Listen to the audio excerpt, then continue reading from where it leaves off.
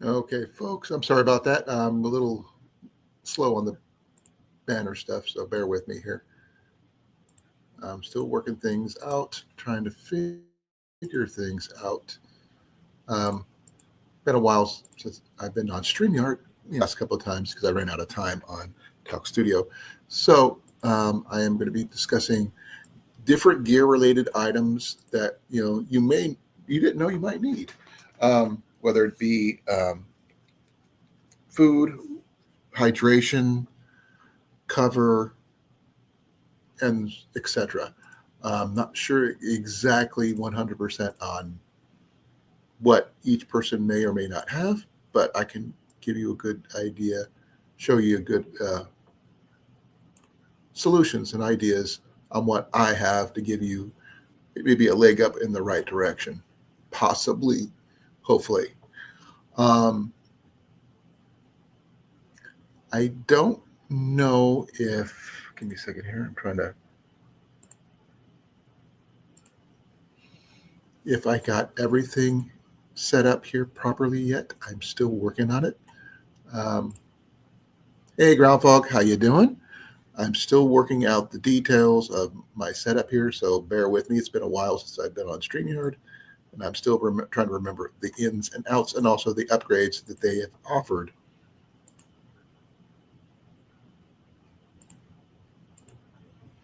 And if you're interested in coming up, there is a link right there.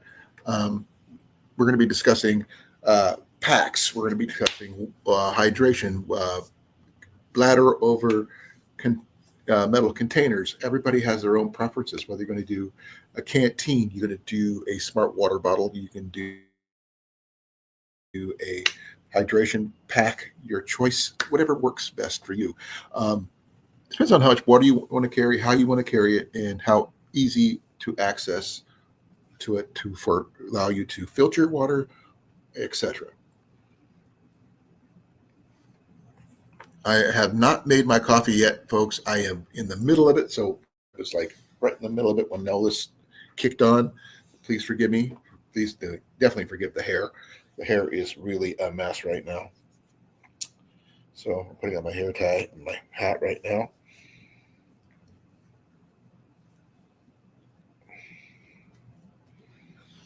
Today's been an off day. So, Groundhog, what do you have for a, well, pick your topic. We got hiking, we got backpacking, we got bushcraft.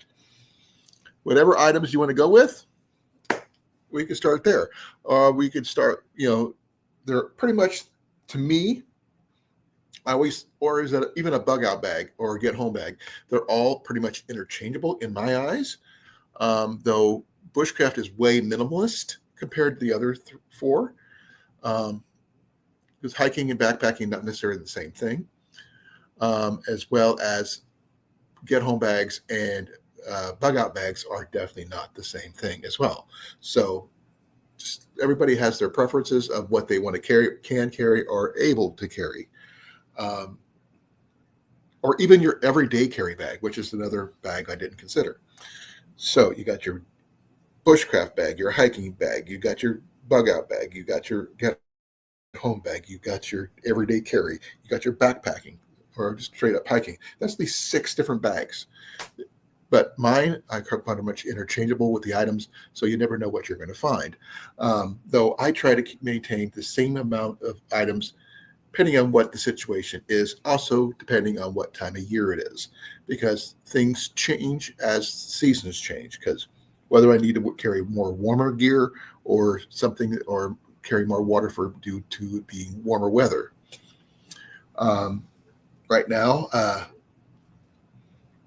when it's hot out, I don't carry as much food, but I carry more water.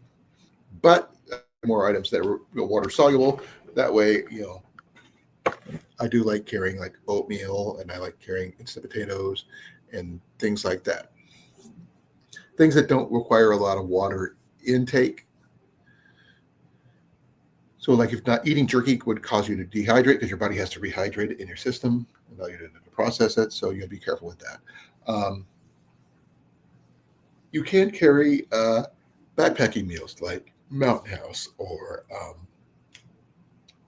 hit a backpacker's pantry and the like, or even straight up MREs if you really want to go that route, or hit the humanitarian meals like we have, some of those, because they're all different, but they're all similar at the same time.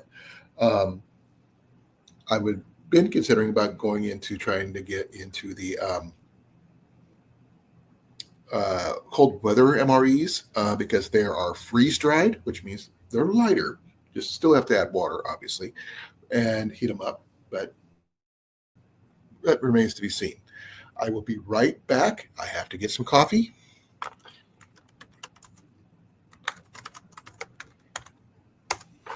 So bear with me, folks. I will be right back.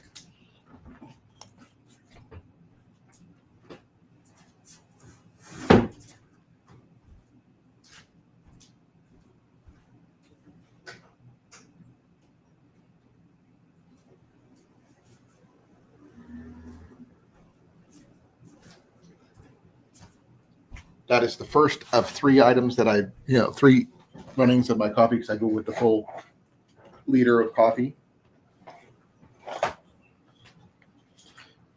Also, one of the things that you might want to consider, well, I think you guys have, give me a second here, I got something I'm reaching for here.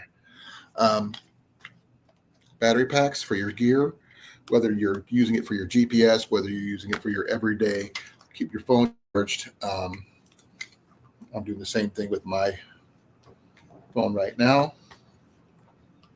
With my battery pack right here, this is my Anchor.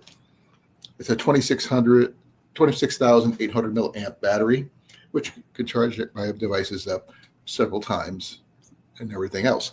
Now, the red battery I just showed you is a multiple setup situation, whether you can use it as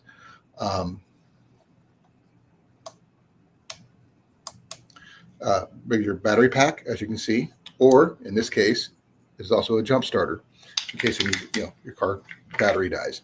Now, I'm not sure about this other button. Give me a second here. Yeah, that's where that plugs in right there for the battery charger, for jump starter. But it is C-charged. I picked it up really cheap at where you've been a few months ago, way before I had to move and the mold scare and everything else. But those kind of things you can consider. This would be more of a car item technically. But then again, in a bug out situation, you might need it. You never know. I'm just trying to figure out, why does that look like it's holding something? I don't know. It just is. But that's simple battery jump starter in case jumper cables are hard to find. Give me a second. I got to run my coffee for a second time. I'm going to do it 3 times total. Third time's the charm. Hopefully somebody's going to be out there listening to me besides you. I know somebody's here. I see 4 people in here. Please let me know you're here. I'm going to be rambling here because I've got a lot of stuff to talk about, and I'm not sure if anybody's going to respond.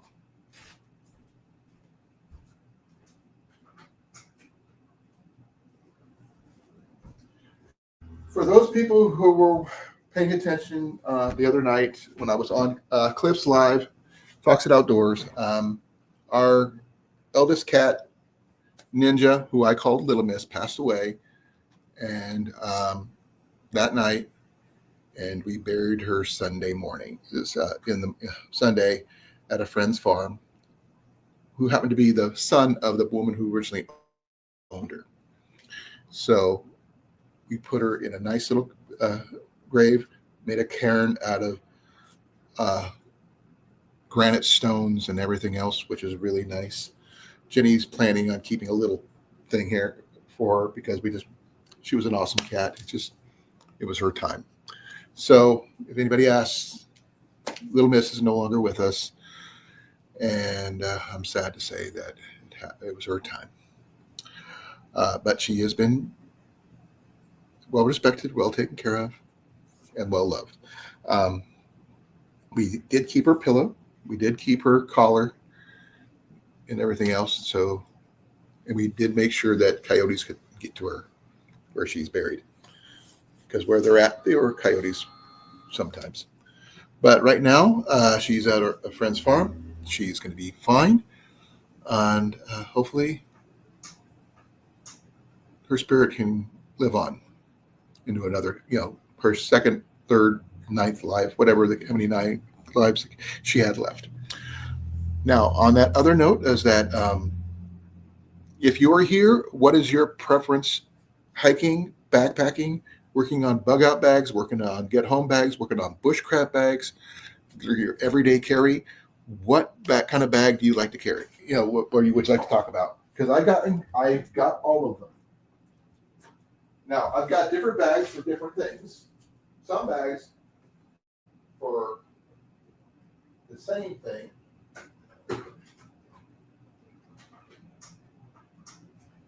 Now, my everyday carry is it was a Tripoli bag, but I've got a different one now that I got from the TikTok shop.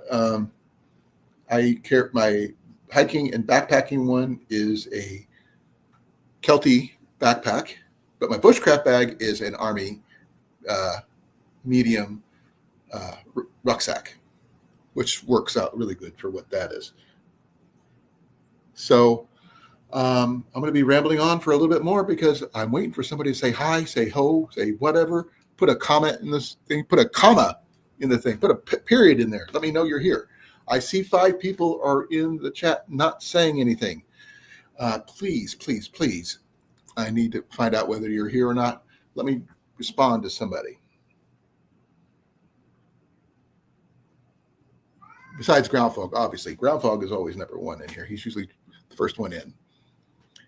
And I said hi to Ground Fog when he came in. Like I said, tonight's topic is going to be about, gear, which types and all that stuff. I was trying to count how many different types there are. Because there's hiking, backpacking, bushcraft. Those are the 3. Then you got your get home bag. Then you got your bug out bag. Then you got your everyday carry. So that's 6 different bags that you could have at any given time. Now, does there overlap through a lot of those? Sure. But it also depends on what the time of year it is, what the situation is, and same thing goes for activity, depending on what you want to do. Coffee is just about done. I just got to finish putting my sugar in it. Then I will be ready to rock and roll, lock and load, as the saying goes. And let's see what you guys got. I'm interested to see, if you guys have what I have. And also, I'm going to talk some more about the upcoming bug out bag that I am building to give away to one of you. So that I would like to hear. If you guys have any more questions about that, please let me know. I am going to be yammering no matter what you guys do, just because I have no one else to yammer back to besides Jenny, and she's in the other room playing video games, which is perfectly fine because that's what she does. I love you anyway, love. Love you. What game are you playing? No, what game are you playing? Oh, you're playing on the phone? Okay. Mac is a little sad that Ninja is not here anymore.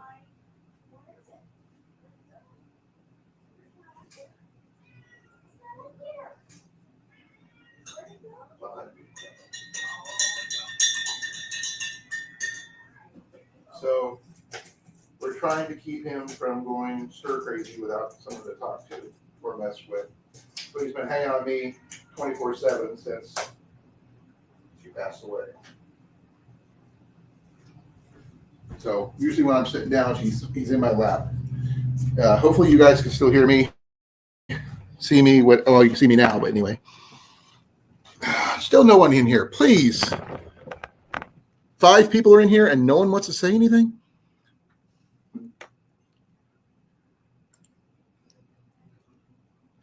Ground Fog, what are you up to today? Come on, let me know.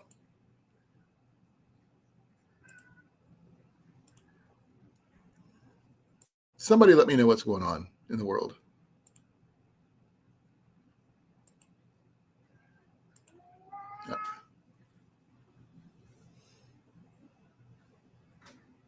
Macus, Love you, bud. Come here. No, he's going the other way. Now,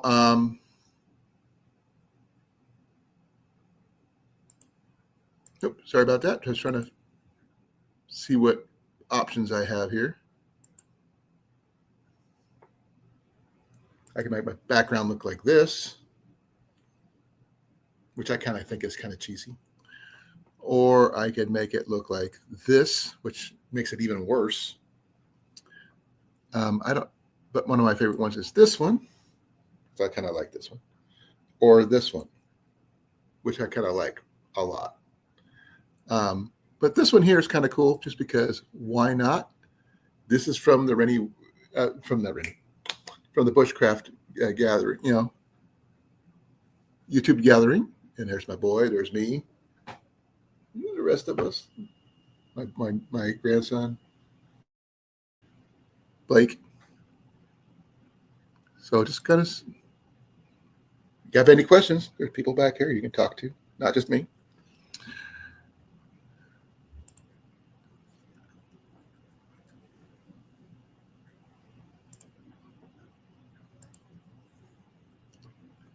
So I'm going to be sitting here talking and yammering, drinking my coffee, just hoping that you guys respond.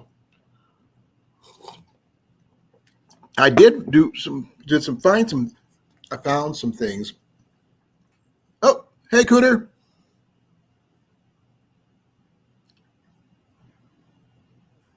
I can end that, Cooter. And thank you for coming. I really appreciate you coming in. One of the things that I do have a lot of is different types of tents and things like that. I've got 2 personal tents. One is both of them are thrifted, by the way. The first one is a Light Fighter 1 military tent, which is great for both being on the ground or on a cot. And I just recently purchased it last year, before all my things went down, a new cot for that purpose, which I may be using at the flea market in October next month, or I may be going a different route and just doing my Big Agnes Copper Spur 2 tent and still using a cot on the inside instead of underneath. So I also have my Bushcraft bags, which is basically a military backpack with all the military gear, which includes the poncho. I do not have the whoopee because I've never owned a whoopee. I've had one when I was in the service for 12 years, but not that. So that's the only thing I'd never owned. Not sure why I never did, just never did. But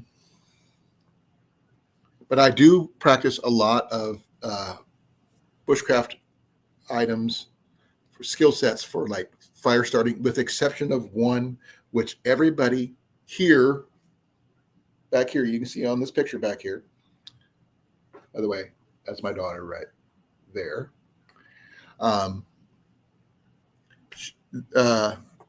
Razzes me about Cooter. I do not do the bow drill at all. I am not a bow drill guy at all. I've never been really comfortable in using it. And everything like that. It just never been a fan. So what I use is flint and steel. I use ferro rods. I use lighters, both liquid and propane style lighters, because I just, it's just easier that way. Stove wise, I use mostly, I got a wood gas stove I use in my bushcraft gear. I use an alcohol stove in my everyday carry, and I use a gas stove, backpacking stove in my bug out bags. The ones that use liquid fuel that you also use burns unleaded gasoline, not just white gas. It's technically, this one's going to be my son's, but I'm going to steal it from him for now. and it's a MSR Whisper Light International, which allows me to use multi-fuel types fuels, which is really functional in a bug out situation because you never know where you're going to get fuel for your stoves where you can cook. The fire roll, is that the one with the cotton balls and the ashes between the two boards? Is that the fire roll you're talking about?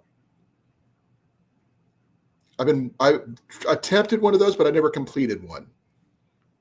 Not because I couldn't do it. It's just that the fact is, as soon as I tried to do it, my wife looked at me funny and she told me not to. She thought I was going to set something on fire, which technically is the whole point.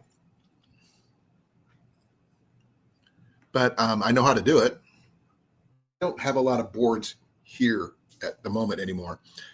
This house is, I've got a fire pit, which I'm going to be setting out up front. That's pretty cool. I do have a Coleman multi-fuel gas stove, the big 2-burner ones. I've got one. My boy's got one. Plus, he has the MSR Whisper Light.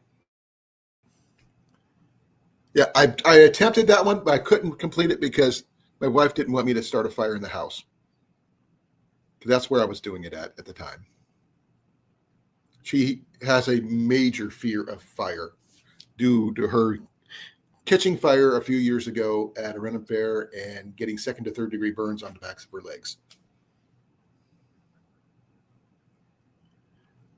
I've not tried it with anything but cotton balls, though I'm sure you could probably do it with toilet paper or anything like that. Paper towels, maybe. I'm not sure. Since I don't have any paper towels, I can't really try it. And I don't have the boards I need to do that properly with. I wish I did. That's one technique I've always wanted to try, never was able to complete.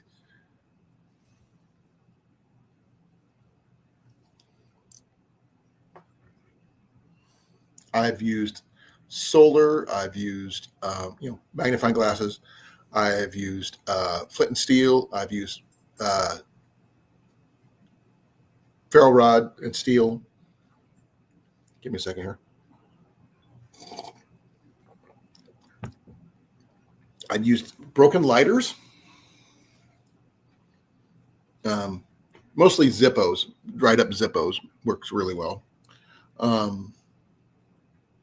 Just straight up matches are not a bad thing. Used a couple matches today because it's just not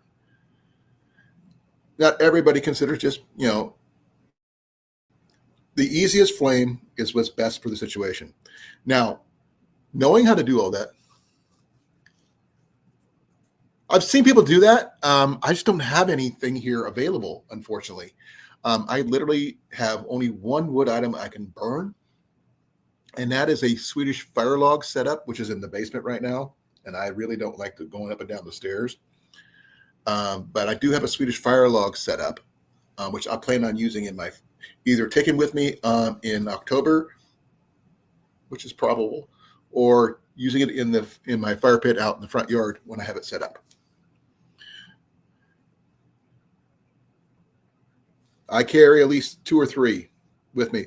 They don't have to be full size lighters. I like the little ones. Unfortunately, the more you carry, the less you have to worry about if you lose one. But that's why I like about flint and steel. They always work, even when wet.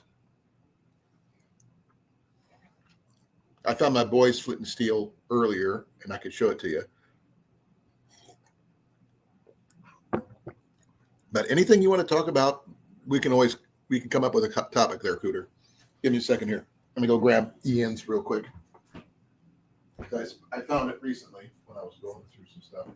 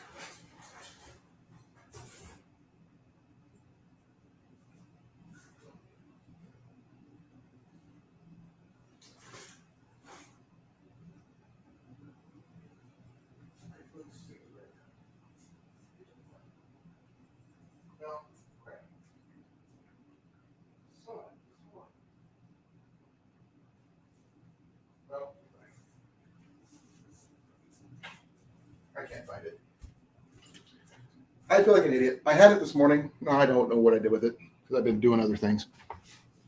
I always grab mine. It's right over there. But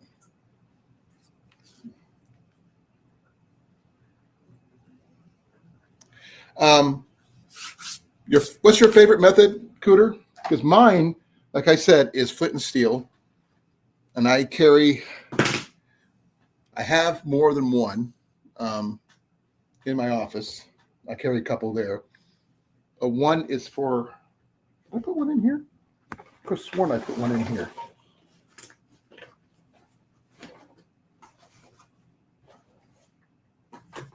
Let me check here.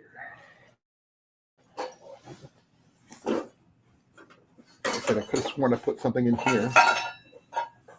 Nope, that's a ferro rod. That's a plastic bag. That's a ferro rod. I got the bug out bag right here that I'm giving away. It's right here. I'm just trying to remember where I put everything. Water bottle.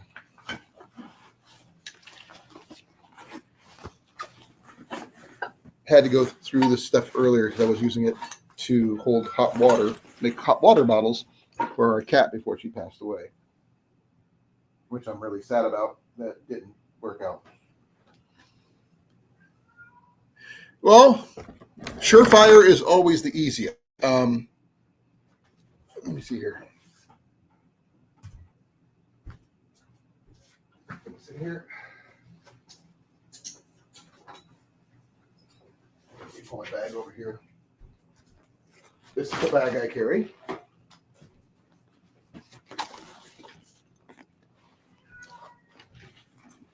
And yes, Macus. What is it, boy?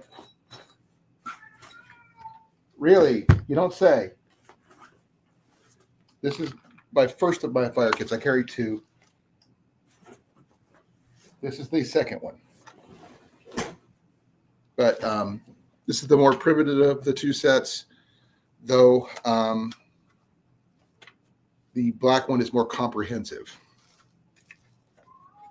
because I do carry my flint and steel set in there, as well as extra things in that one, and fat wood, obviously, because fat wood should be in everything, every gear set.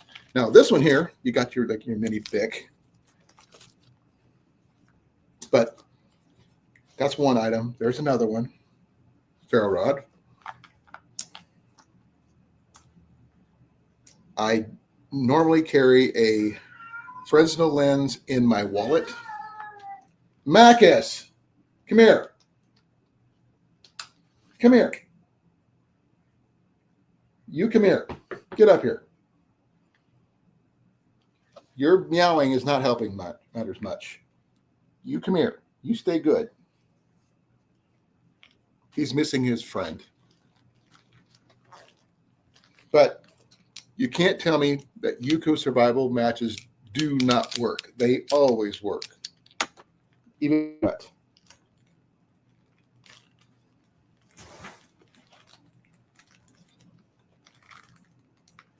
Now, I do carry lots of fat wood.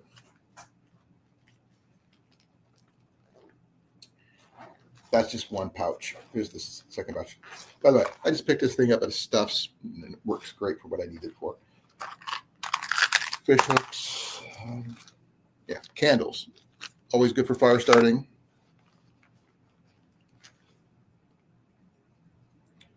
More flint. Or at least rocks that start fires. Now, here's an old school one, Cooter. Steel wool. They will still catch a spark just as much as anything else. Now, do I carry jute? Yes, I do. As you can see, I carried in this one right here. Along with, guess what? Another piece of chert.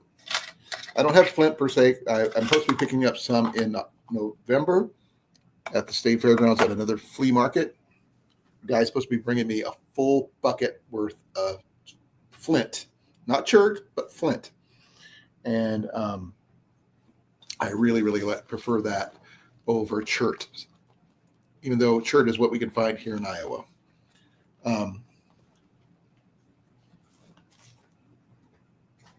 I carry more than just the pieces I've showed you so far.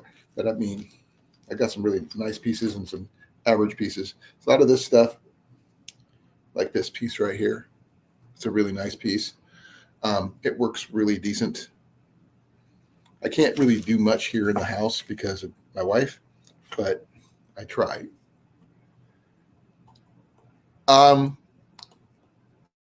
Just to let you know, the top three that I do use, chert is the most common here. The one I prefer to use, flint, and the last one is jasper. But quartz will work. Anything that'll make a spark. The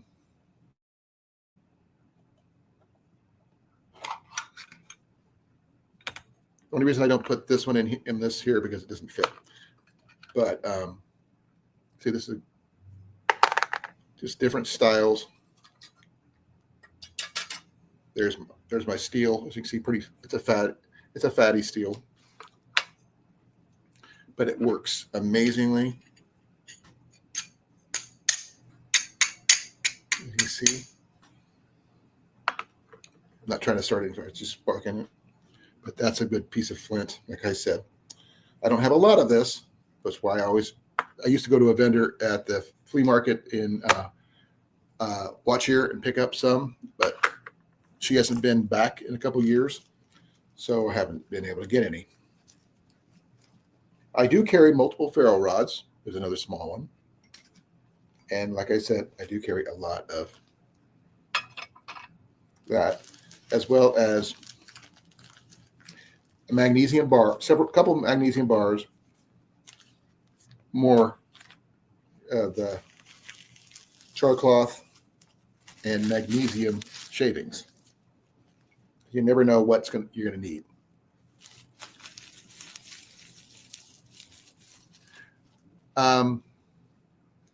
This right here, piece right here, was given to me by my boy for my birthday 1 year.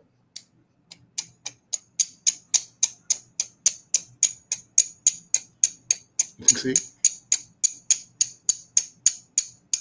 it does spark, and it's kind of translucent. And the fact that I live in Jasper County, Iowa, it's one of my favorite colors too. And I wear it around my neck every day. So that doesn't go very far from me. So I always have something to spark with. Now tinder bundles vary according to location and time of year.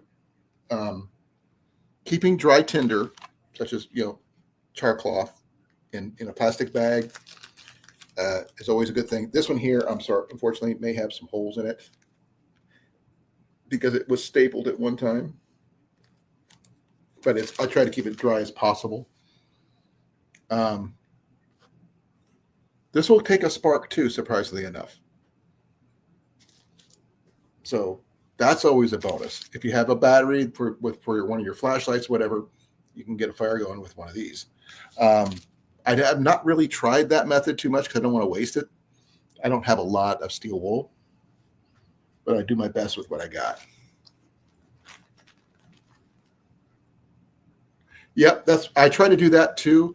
One thing, if you get a lot of gravel in your area that people put down on their roads and stuff like that, you will find that a good amount of them are quartz based, and those will definitely give you a spark.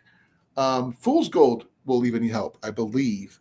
I haven't tried it yet, but I've been thinking about it. Now,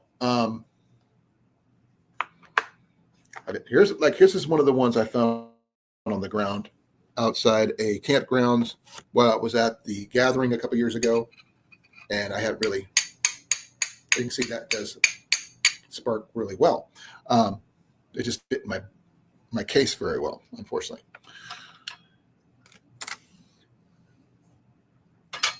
But this is what I usually carry with me. And it does have the magnifying glass. I do, like I said, I do carry a Fresnel lens with me wherever I go. And I carry them in my wallet. Most people don't, which is, I'm kind of surprised. Where's here, Cooter?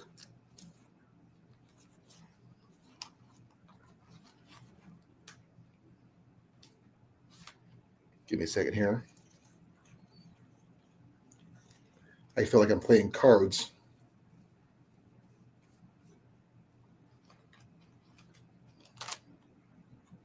Yeah, there's my Fresnel lens right there. It's a little dirty, but it's still there.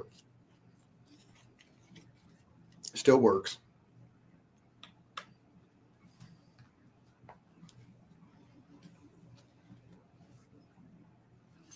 Now, another item that I carry with me, I'm not sure if everybody does, but I do.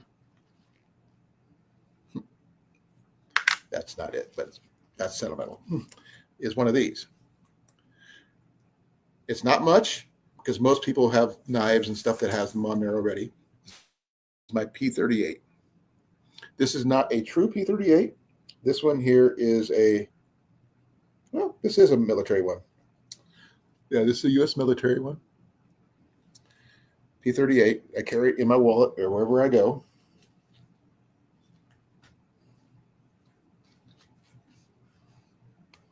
Along with a little token that was given to me at a Ren Fair earlier this year. I carry fire in here. I carry access to opening up cans, goods in here. So that's always a bonus. I also carry a ferro rod and a magnesium rod, bar striker thing on there as well as 3 knives wherever I go.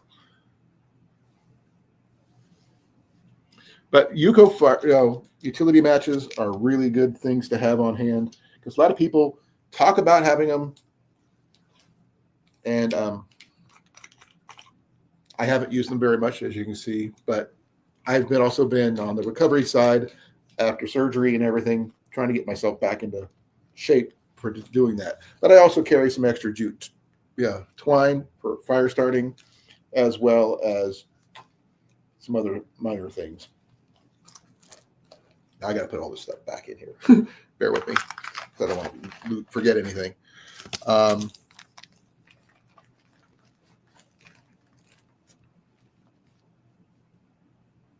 Hey, Doug, how you doing?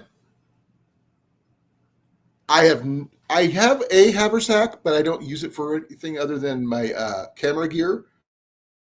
It's a military version, mind you. Please forgive me. I'll show you what I have.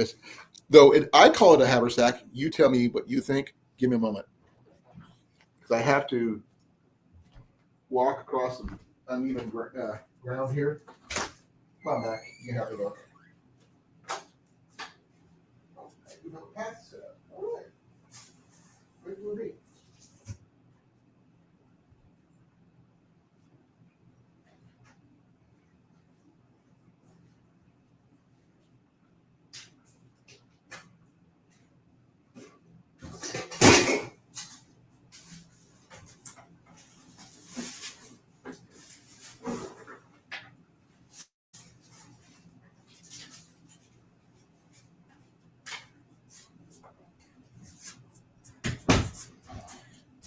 This is more like a messenger bag type stuff, military, U.S. military version. As you can see. And yes, it is U.S. military. I'm not sure if you can see it, but there's a little U.S. right there. I've stitched it up so many freaking times, as you can see. But it is a satchel. I just strap. I have some other sling bags that I use for that. My backpack here, actually, this bag right here can come off, and I can sling it on my shoulder just like that, in case I need to, as well as the hip belt can come off as well.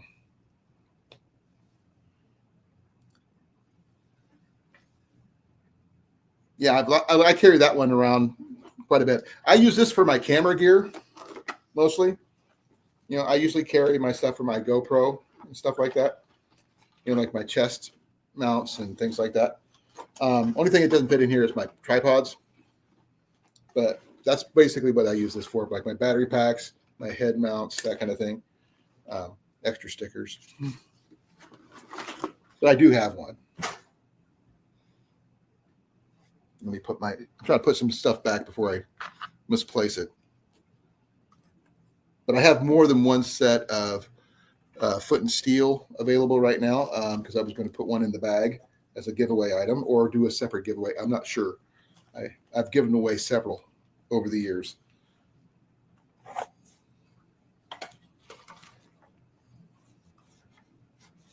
But I keep all my foot and steel in this little Wells Fargo money bag. I think it's kind of cool. Hey, Howie, how you doing?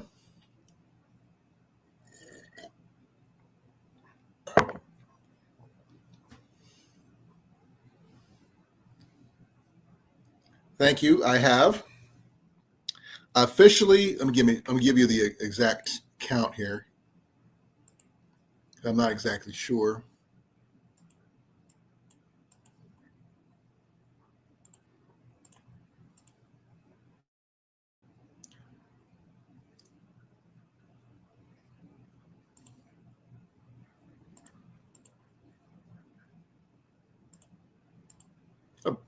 About 85 pounds, give or take. If you can tell, I even got some stuff hanging down, which is like really annoying. Still have to get used to that because I lost weight so fast.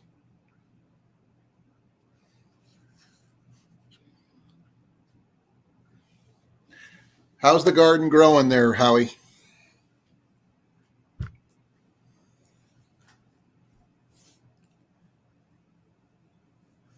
Yeah, Cooter, like I said, I got all kinds of bags that I use. I've got the hip bag on that one. I've got another one in the bedroom from another bag that I just kept because I like it.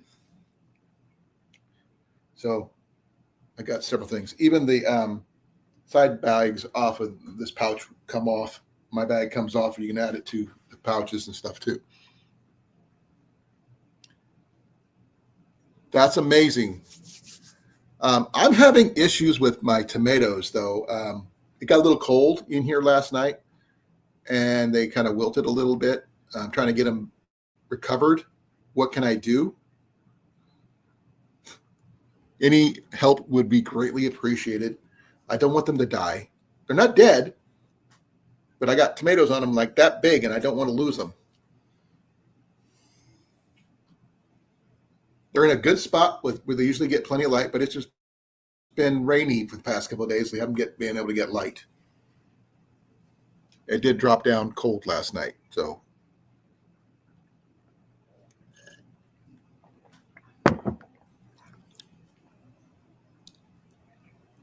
I did increase the heat. The light, I can't increase. I'm going to try to put them outside tomorrow. If it's really sunny tomorrow, I'll put them outside. Hopefully that'll help. I'll put them out on the front steps. That should help quite a bit. Hopefully. I'll try not to make sure it's not rainy tomorrow. Let me double check that just to be on the safe side here.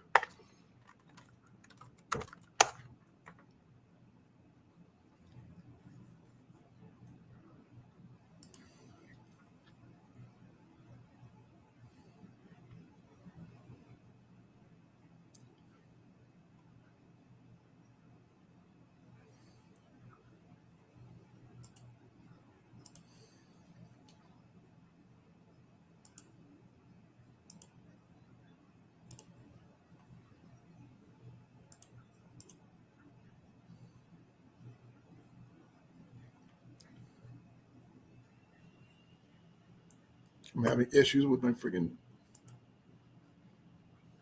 screen here. Freaking advertising.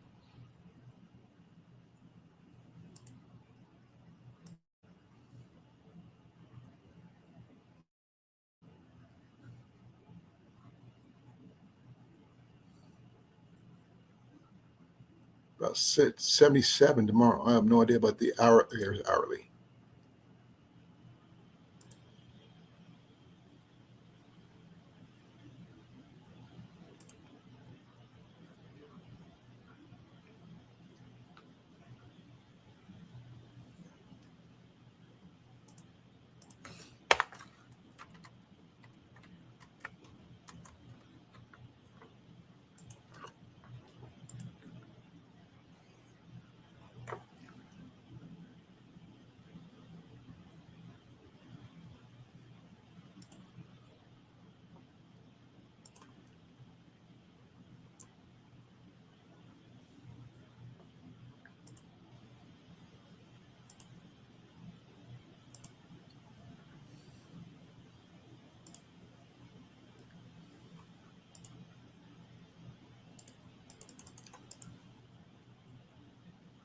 There we go.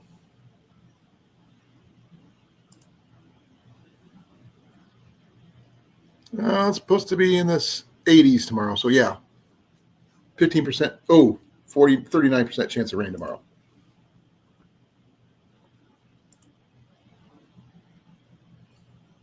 That was terrible.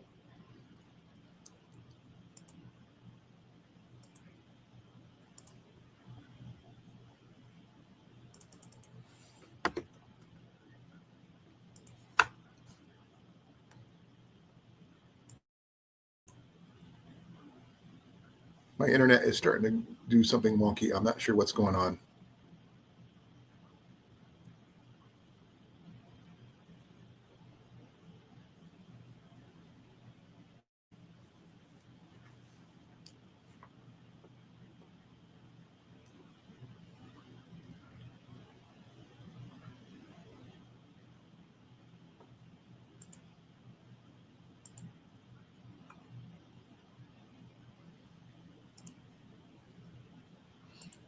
Sorry about that, folks. Internet started to go wonky. This is not the fiber optic internet I thought it was.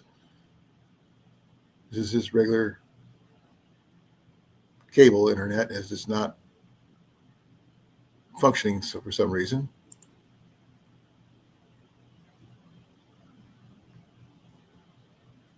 It is getting faster. It's not quite there yet.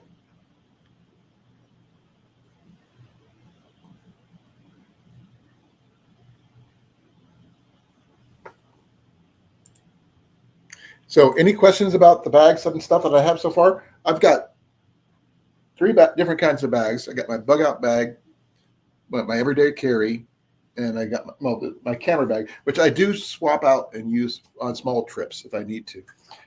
When I was doing my bushcraft stuff, I'd use this along with my medium Alice pack that I carry for my bushcraft stuff. And I carry in there, I carry a tarp, I'd carry my basic MSR cookware, I carry a wood gas stove. I want to carry a second alcohol stove in there, but I don't have one at the moment. I've got access to one, but I just don't have one.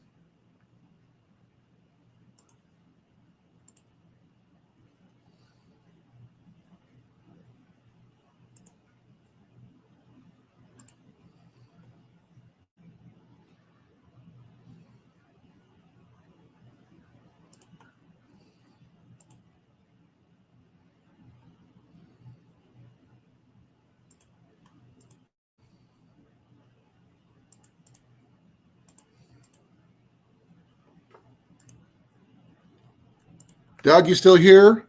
Cooter? Please let me know you're here, guys. I know Howie's listening, but he's not here. He's probably bouncing around between channels. Still going to try putting up my tomatoes tomorrow. Hopefully that'll help him a little bit.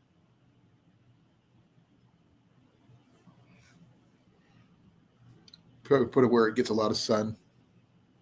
Okay. Sorry. My apologies. Did not know. Hope it wasn't something important.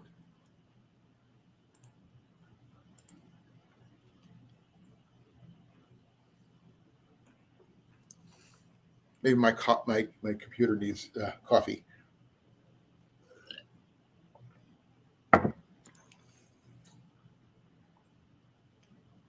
Because generally it usually runs about 300 to 400 megabytes per second, but today is running slow.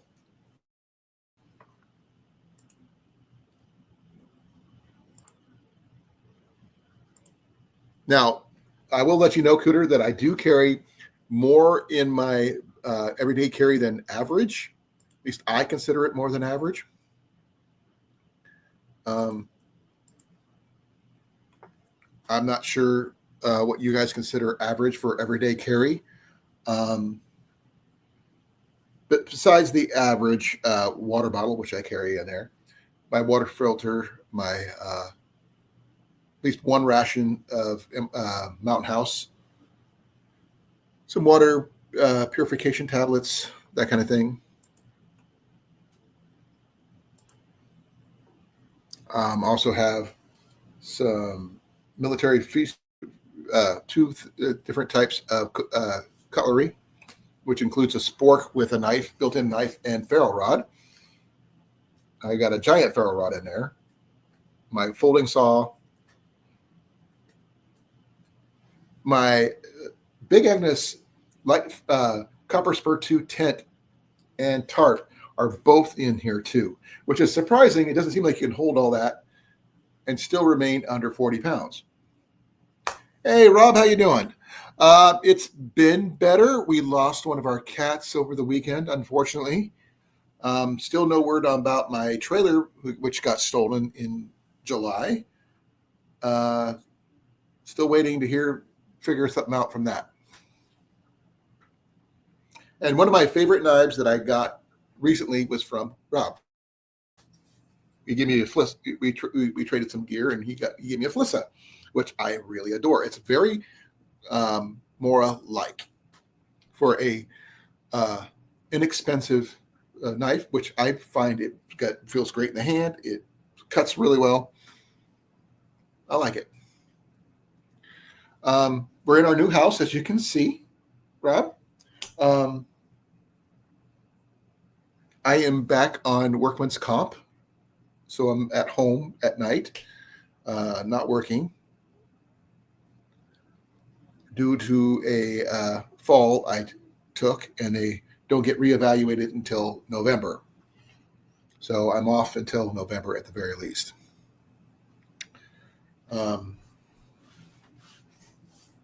Right now, I am figuring things out, trying to get moved out of my storage unit, and things like that. But we're working on it.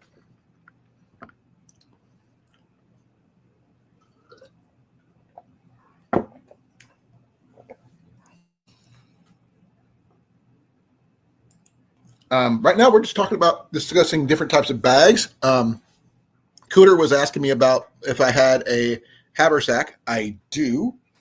I have one, and it's my old haversack military messenger bag. But I generally carry my everyday carry backpack, which has pretty much everything in it, except my camera gear. I always carry that separate because I don't always consider. Unfortunately, in my case, I forget to turn the camera on when I'm doing stuff because I'm too busy doing stuff. I don't know if there's a term for that or just being hyper-focused on what I'm doing. How are you doing, Rob? How's your move doing? Oh, you're okay. Do you have a place picked out, or are you still looking? As you can see, we are into ours. This is my temporary spot right now. My office is actually right through there. I have to get some curtains and stuff put up. Then I can put my stuff up on the walls and unpack everything. So I can't really go into once I get that done, I'll be moved. All this, instead of being here, I'll be in there on my desk and getting that stuff figured out over there.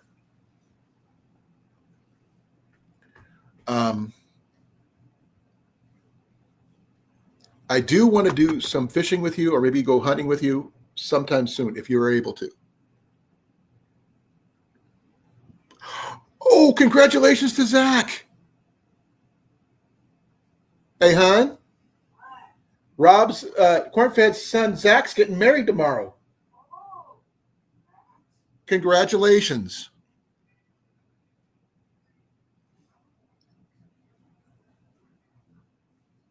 On a Wednesday? You get married at the courthouse? Sorry, I got. Oh, cool. Good news on that, on your house. Is it near a good place to go fishing? Is the good question. I know you were near the parks before. I'm not sure where you're at now. Not that I need to know, unless you want to tell me. At least you know somewhere near fishing, because you're still one of the best fishermen I know.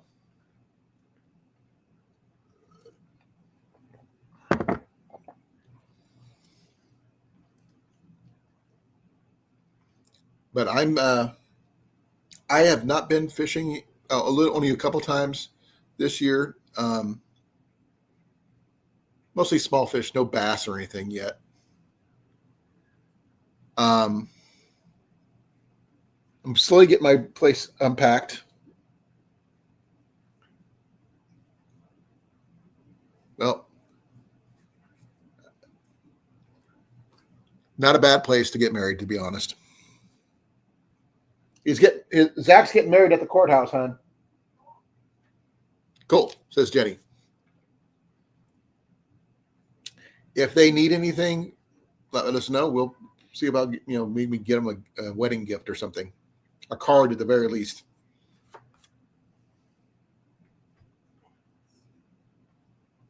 But I haven't seen Zach in a while. So, Gesundheit, my love. You okay? Did you take anything? No. Since you've been home, you said you were feeling poorly. You didn't take anything, did you? Okay. Maybe you just needed food.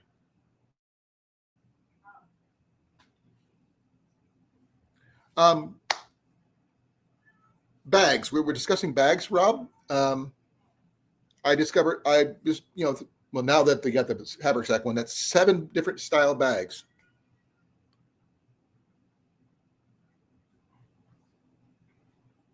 I get you.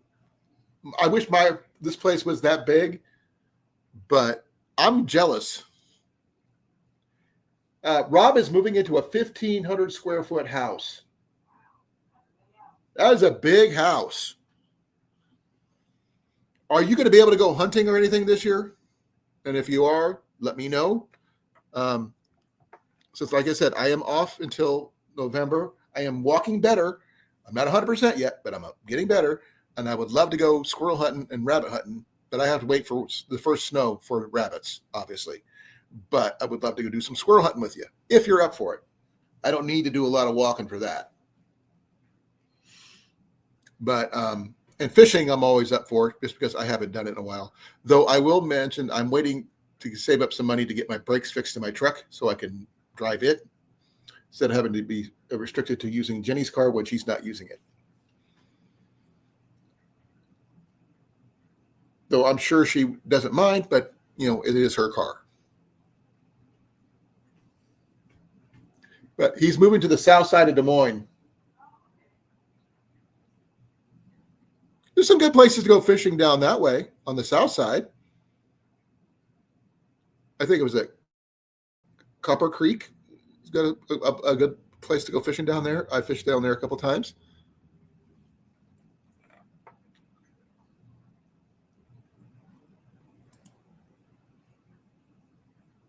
Oh, hey Molly, how you doing? Well, you still got me beat. Our house isn't that big. I think ours is around 700. I'd have to double check.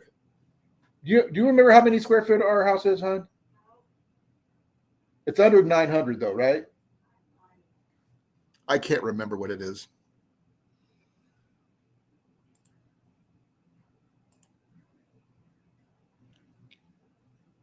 Man, my internet is just not doing much. I'm not sure why. I'm gonna try something real quick. I don't know if it'll work, but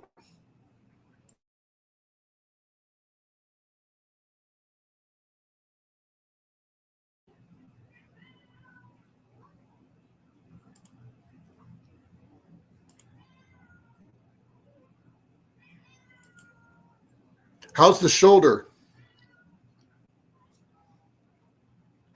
I still need to find a lighter shotgun because my 12 is too much. My 22 is perfect for squirrels and small game, but not so much for anything that bigger. If I want to use something bigger, then I'll go for my bows. But for squirrels, and rabbits, I'll go with my 22.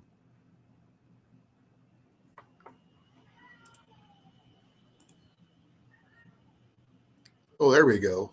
That's better.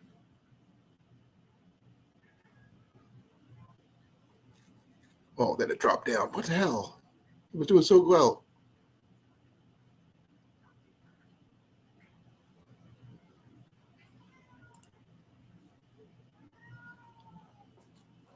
My download speed is amazing. There we go. See if it stays.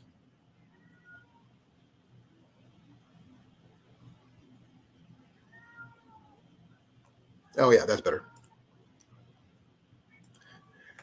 Now, like I said, I was up to 6 different types of bags. Then I was reminded by Cooter, bug out bags, get home bags, uh, backpacking bags, hiking bags, everyday carry bags, and now haversacks and let's see, hiking, backpacking, get home, bug out, everyday carry. I had 6. I don't know where I must have lost one.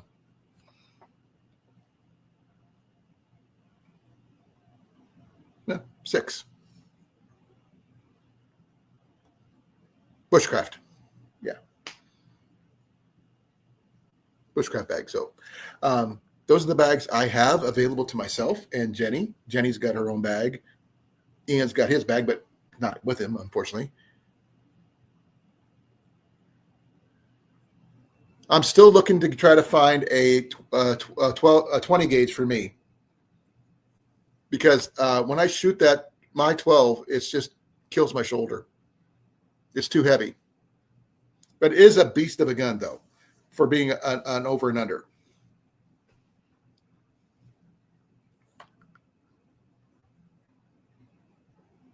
But then again, I haven't tried like bird loads or anything like that in it.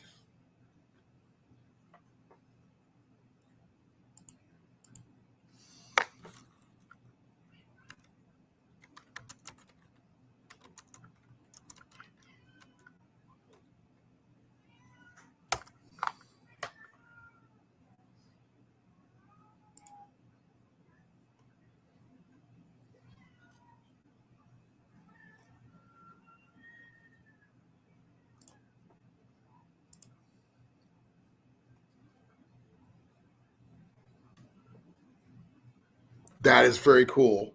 My office is going to be my man cave, and I'm waiting to get up some curtains because we have some really huge windows here. It kind of mirrors the living room a little bit, but I have to get some curtain rods for it before I can put my stuff on the walls. I'm afraid to put everything on the walls and someone really seeing that go, hey, I want that, and break my windows. So I'm trying not to have that happen. I already lost enough stuff this year. I don't want to lose any more. And I still have no idea where my trailer ended up. I wish I did because I lost a lot of stuff that's hard to replace.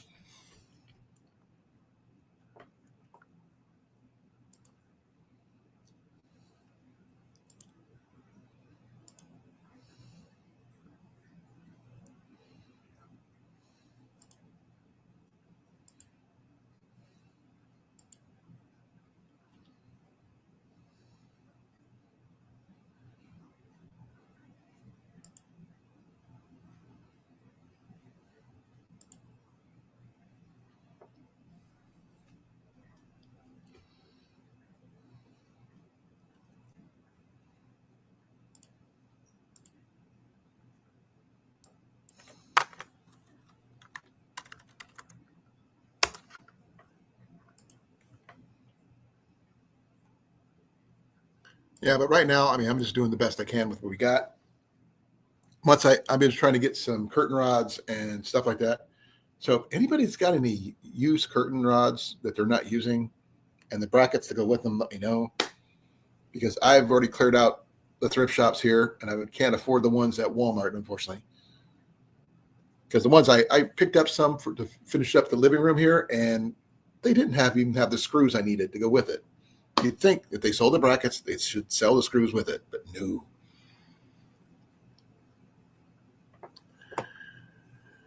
So I get to play house husband while Jenny's at work, trying to get things organized and cleaned up. Got some other stuff I'm working on too. So, but right now, my time here, and I've got 6 different bags, 7 if you want to count the haversack. Just depends on which the topic, which situation is, and what the time of year it is, that kind of thing. Small hikes, day hikes, I got a bag for that. Backpacking trips, got a bag for that. Everyday carry, which wherever I go, it goes, got a bag for that. Go bushcrafting, I've got a spot I want to try for that. I haven't done it yet. I've been waiting to get finished moved before I can do everything. But I have a spot picked out that I want to do. It's at a little place I can go camping at, do some bushcraft stuff. Working on it. Can't really do anything in the backyard because our backyard is microscopic. We're talking about a 5-yard width, but with a length about 5 yards, but a width of about 30. So it's a little teeny strip on the back of the house. All our yard is in the front, near the front street, which I can't do anything with, except there's a raised flower bed there, and we're planning on putting another one there, and putting the fire pit up front, which I got permission to do. We have enough room in the back to put a small, tiny garden behind the house, but not going to happen this year. It's too late for that. Hopefully, if everything works out well, we can get that going in the spring. But right now, I'm going to be working on my bug out bags, the giveaway bag I'm working on. I'm going to have to go to the Watcher County Flea Market. By the way, I'm inviting you now, Rob, even though you're going to be moving in October. I want to invite you to go with us because Scott, SD Mountain Man, is supposed to be with us. We're going up the first weekend in October. I know you're doing your move in October. I at least got to put out the invitation while you're here. It's been a while since we got to hang out together, and I figured that'd be something you might be interested in. And there's so much stuff you got to see if you haven't been there. If you have, you know what I'm talking about.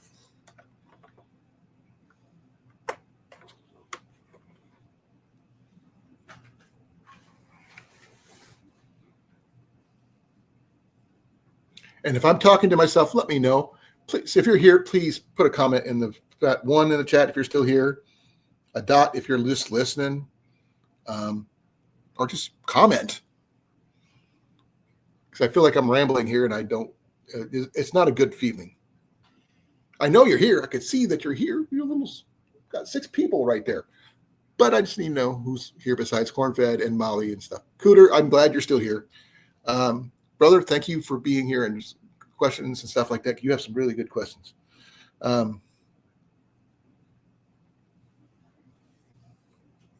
We were discussing fire starting methods. He was talking about the wood plank methods, I guess. You put the cotton ball with ashes in it and do this. And get a fire going that way. I attempted that one, but I was told not to stop because I was in the house at the time. I don't have any firewood with me at the moment. Correction, let me think about that. I may not. I have to check my truck. I may have some small logs still in my truck box that might be there. I'd have to look. But I am going to be camping out at the Watcher County Flea Market, not at the site itself, but at Belvedere Campgrounds. It'll be, so far, it's going to be Scott, Ian, and myself. And we're going to spend at least a day or two there to do some exploring, see what we can come up with, see what trouble we can get into, and what stuff we can find. I know there's at least one item I'm picking up since my gear was stolen. I'd like to replace my tripod for my fire pit. But there's a blacksmith there. It'll cost me a good chunk of my money, but I'd like to get it replaced with a custom-made item instead of just a generic machine-made one.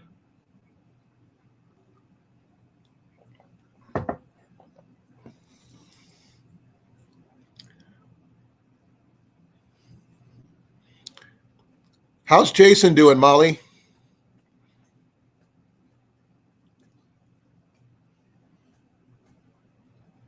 Oh, I get it.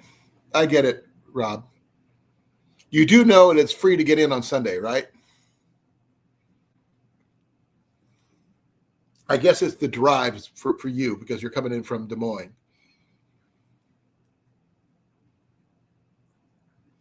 Glad to hear it. Thank you for answering. For those who did not hear, we lost Ninja, aka Little Miss, on Saturday. Right after I was on the live and everything, she was not doing so hot. She did not make it. We had to bury her out at a friend's at Bruno's farm on Sunday, unfortunately. We did everything to make her comfortable. We did everything to keep her from suffering, but there was nothing we could do. So we end up finding a really pretty spot to bury her, and then rocks on top of her little cairn or cairn, depending on how you want to pronounce it, to keep the animals away. She is definitely going to be missed. Macus misses her all the time. Is Mac in there with you, love? Yeah. Okay. I'm just wondering because he's not over here bugging me. Okay. Now, I was hoping to be able to talk more about bags and stuff, but if anybody else wants to change this topic, just let me know. I'm willing for a topic change. I am figuring things out as I go. I want to add more stuff to my bug out bag that I'm giving away.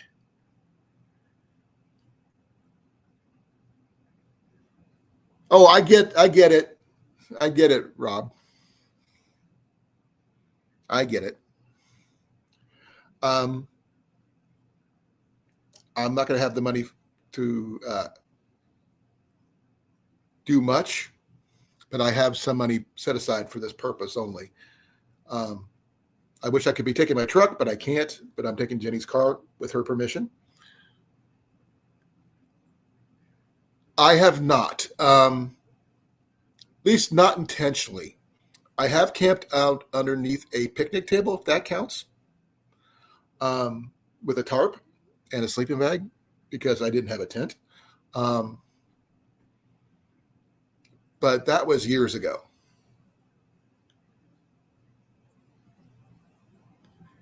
But I have done it if you consider doing that in the military, done that.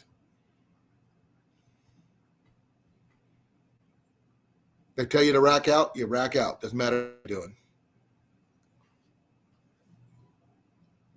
doing. If I would have had a whoopee, that would have been perfect. I will let you know, Ian is planning on trying to go full on military gear at this next and last camp out for us this year. He wants to be dressed in military clothes. He's going to be camping in military equipment, sleeping in a military sleeping bag for this entire of this trip. So, and his goal that weekend is to buy more military gear, obviously. Only thing he doesn't have is the military boots, which the ones he had, he wore out. He needs new ones.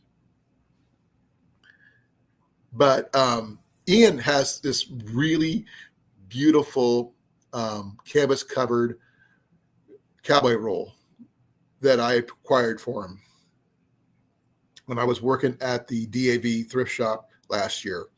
Only paid $15 for it, but it's a beautiful canvas covered thing. Perfect for cowboy camping.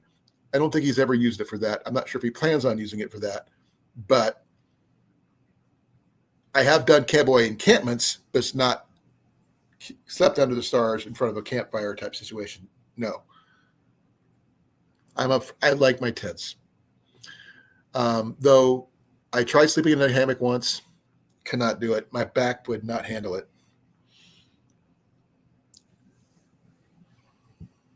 Though don't get me wrong. Do I have a hammock? Yes, I do.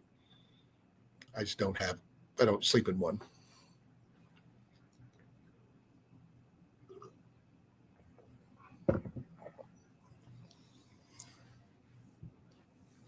I do plan on possibly bringing a Swedish fire log setup, ready-made one, which we purchased from Walmart, of all places, at the Murphy gas station, and using that campsite while we were there over the weekend, just to help us with some cooking stuff, nothing too fancy.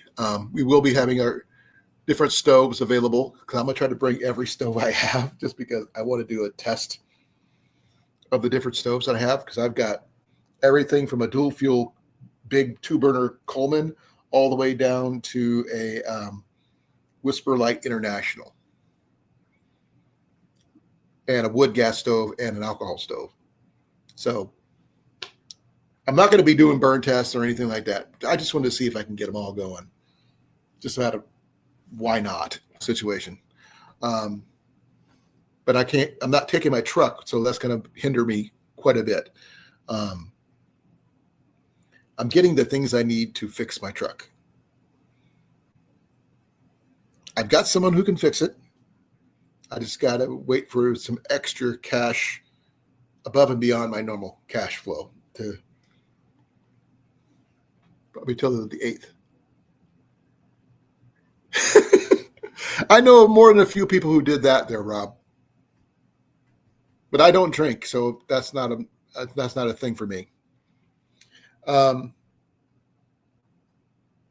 do want to. Ian wants to do another get together next year and camp out deal.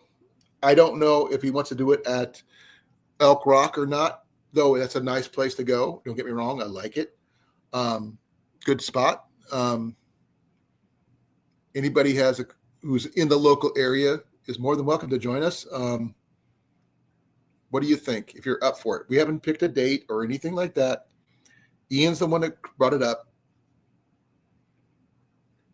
Just trying to figure things out kind of situation.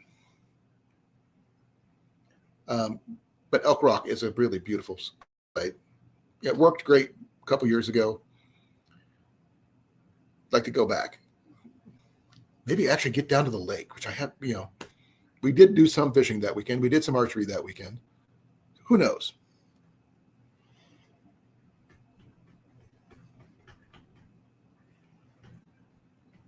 Hey, Jason, how you doing, brother? Glad you could make it. The link is at the top of the chat, folks, I believe. At least I think it is. At least I hope it is. If you want to come on up, there's the link. You're more than welcome to join me. Yeah, we're talking a little bit about bug out bags. We're talking about, not just bug out bags, but bags in general, hiking, backpacking, bushcraft, get home bags, everyday carry, haversacks, you name it. We're just talking about what you carry in your bags. I've got several bags around me at the moment, more in my office. But I could pretty much survive with what I've got right here in front of me. More than a few days. Only thing I don't have is sleeping gear right here in front of me. But I do have several tarps and things like that, as well as a tent. And I do have my military sleeping bag out in the office, but that kind of thing. Cool. Glad you'd be down for that there, Rob.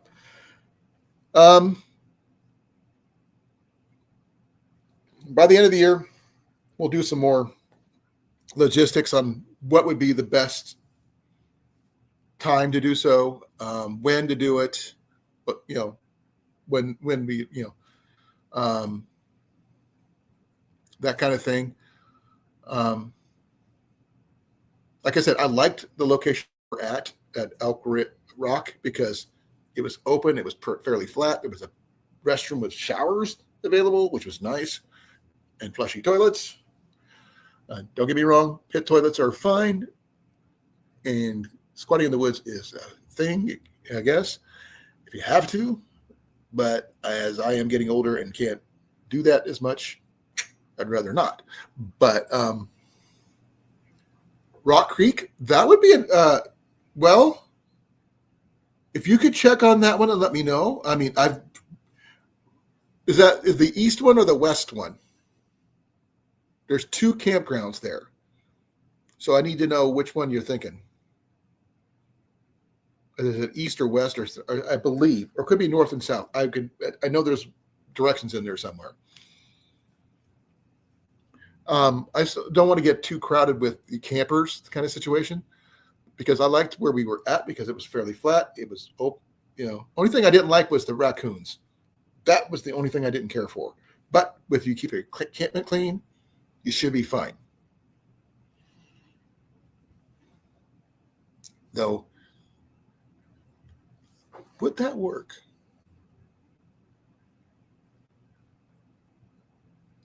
An electric bear fence, battery-powered bear fence, lowered down to raccoon-sized, would that keep the raccoons out? Good question. I don't have one of those. The only thing I have is a bear bell. Not a lot of bears here in Iowa. I noticed I didn't say no bears. Because when I was up at Yellow River State Forest, I found out after I had been there doing a couple of years that bears have been known to show up from time to time because they're coming down from the north.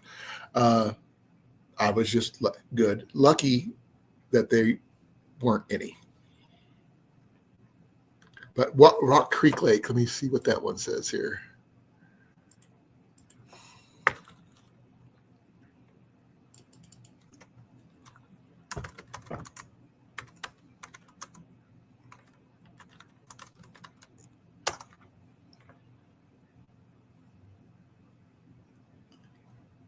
Let me see here.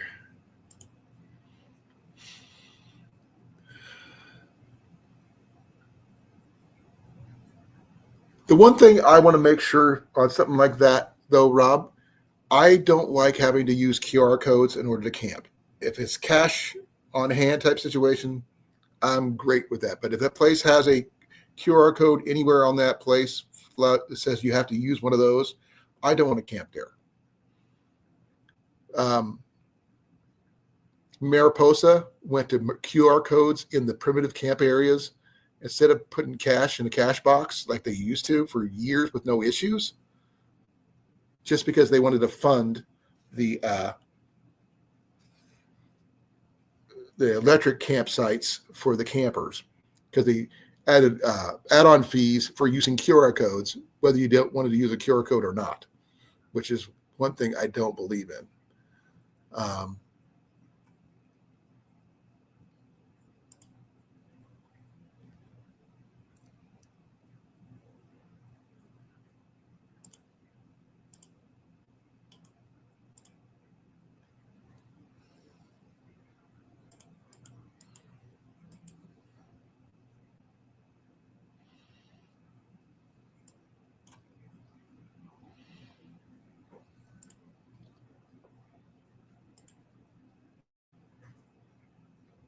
Oh, really?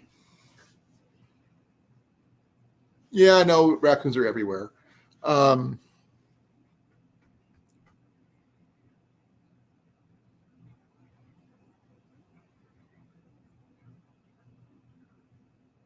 trying to figure out what's a good deterrent for raccoons. There isn't any. And definitely, I don't know what to do about cougars. Mountain lions are not, I mean, I know they're here even though for years DNR says they weren't, but they are here. There was one over south of the racetrack last year, spotted, took somebody's dog. They said, "Oh, it's not here," but they got it on camera. They said, "Oh, that's not one." So, don't know what to tell you.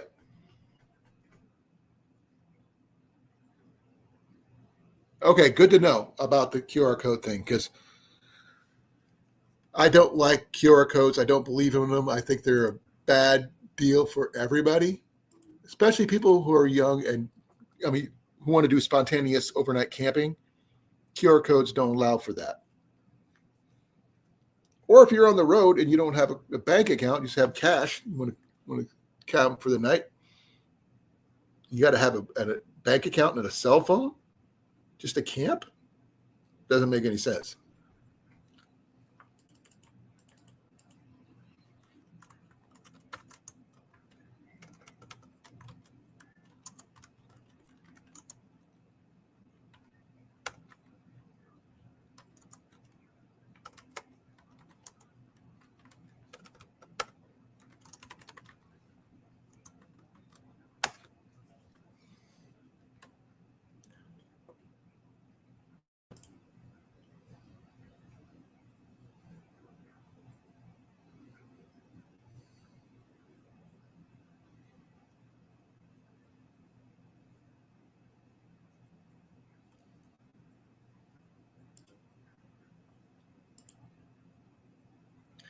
Hey, Mike, how you doing, brother?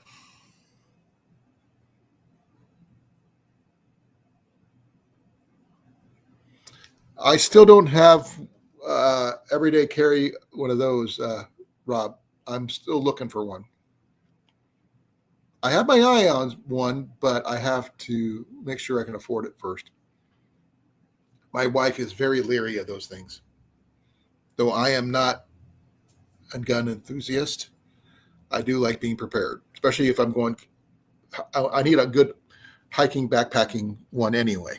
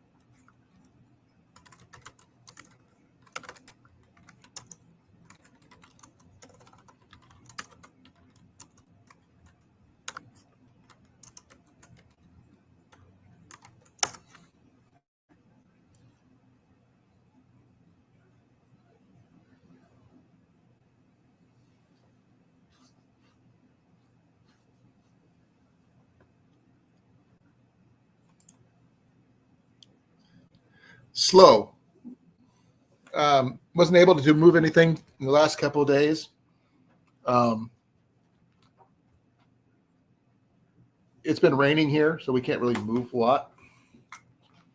And with Jenny getting home after 5, she gets really tired and doesn't feel like doing anything.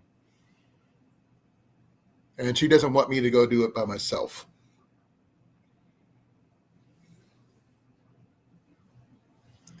But right now, I'm working on going to the Watcher County Flea Market after getting stuff moved. I need to go pick up some more screws so I can put some more curtains up, because that's one thing this house does not have is curtains or curtain rods. I don't like blinds, folks. It's just a matter of preference. But we got some blackout curtains I want to put up. I can't really do that until I put up curtain rods. So I'm looking for as many as I can get my hands on.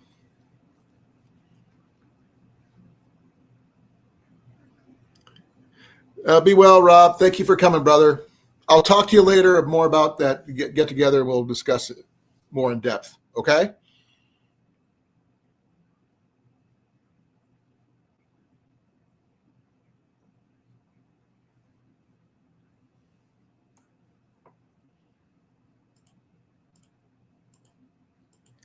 I have not been to the Restore. Yeah, I've been at home. There's no Restore here in Newton, remember? I've been at home for the last 2 days. Been trying to get things. I got some things up, but not a lot of things. I tried to pick up some curtain rod holders. I got a curtain rod for the main living room, but the holders I got, brackets I got from Walmart, didn't come with screws to put them into the wall, which is really freaky. It's got the drywall mounts, the ones you hammer in there and you screw your stuff into, but no screws, which really is really stupid. So I can't put those up until I get those. So I'm going to try to get some tomorrow. I got some money for that. Hopefully I'm supposed to get paid tomorrow, but we're going to have to find out. Yeah, but I don't work there right now. They put me on workman's comp again, remember?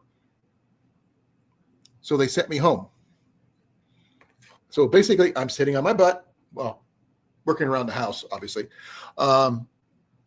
waiting, doing physical therapy, waiting for me to go back to work.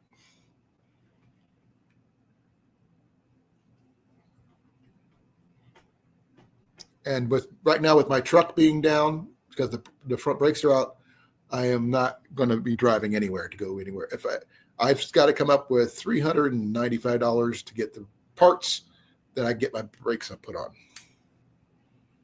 I did acquire some new jack stands for my truck to be able to do that.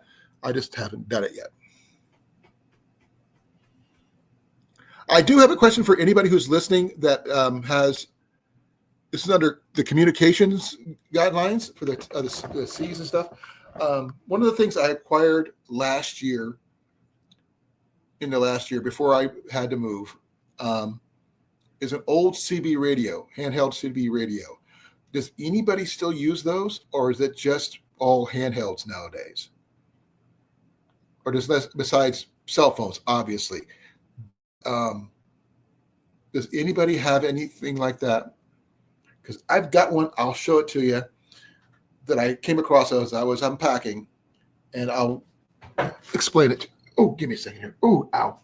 That hurts. It's not so much sharp pain, it's just stiff pain. Where is it?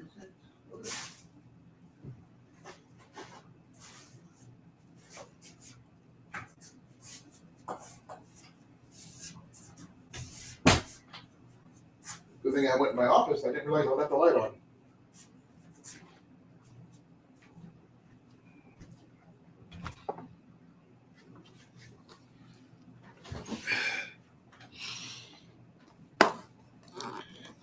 Cooter, do you have one?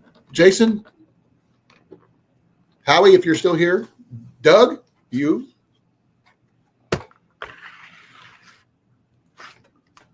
Okay. This one, this is what it is.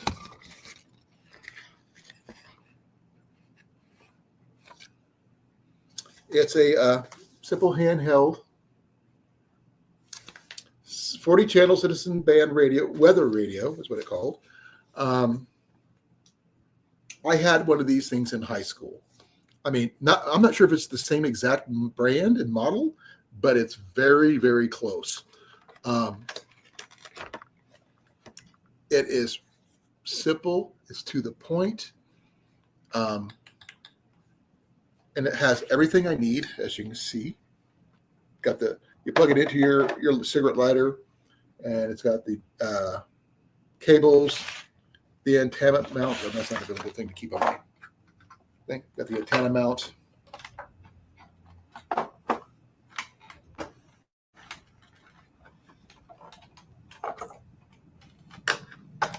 There's the antenna, which it could either fit via the handheld by itself or plugged in.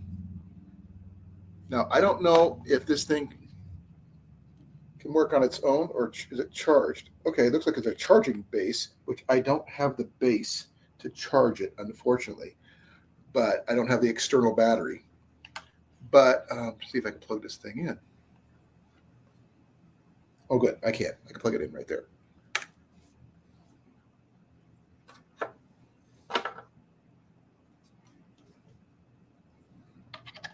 Well, this one here, I could plug it in like this. I don't have the proper plugins for it here to plug it in off grid or anything like out of my vehicle. But there's basically it. I might have a plug-in.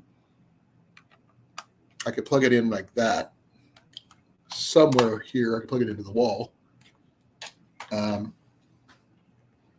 Now, that would be an experiment right now because I have not used one of these things in so freaking long. This one's a little bit more advanced than the one I had when I was in high school. This is a realistic TRC 475 model 21-1515, 40 channel citizen emergency citizen band and weather radio. So that's, you got the top button right there. Volume control. Oh, the different channels, and the weather radio is all the way to the bottom. Volume and range. No power at the moment.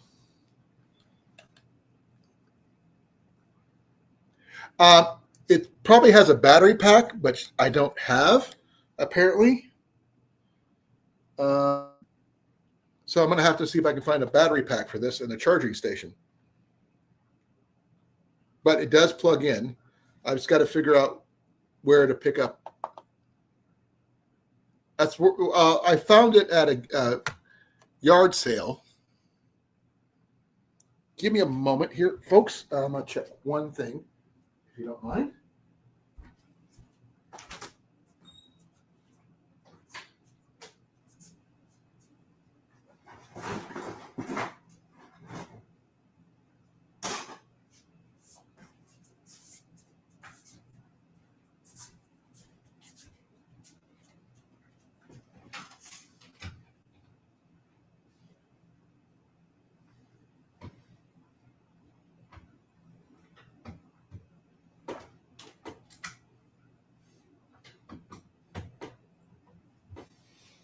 I'm hoping this will work because it's a very similar plugin.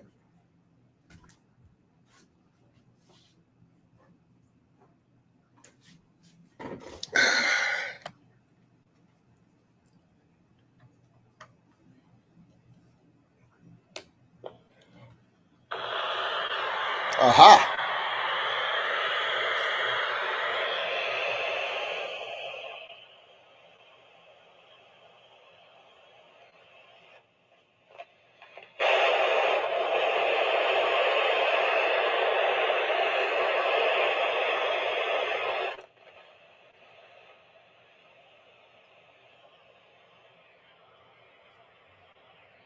I don't think I'm going to get much in here, obviously.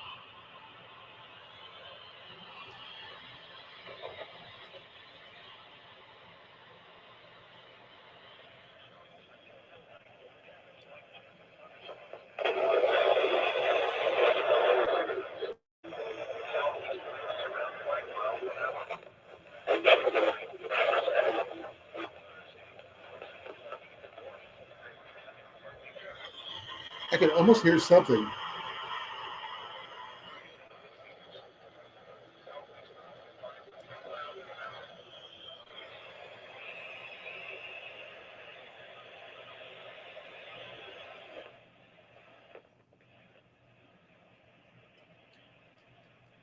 It's not quite showing me the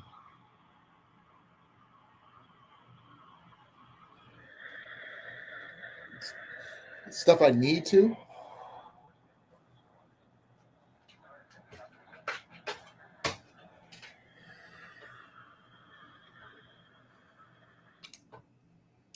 But I don't know.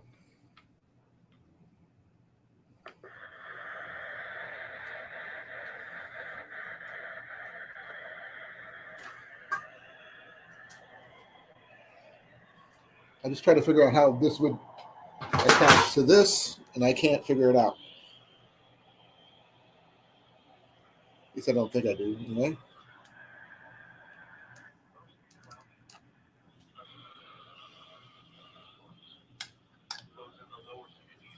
I can hear working a little bit.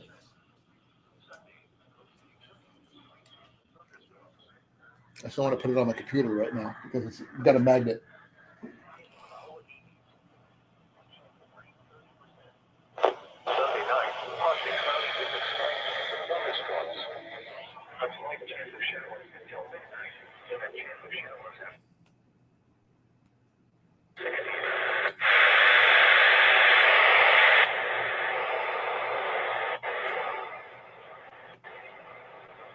I don't know about how it works, but I don't know much about it, to be honest. That's the first time I've ever plugged it in.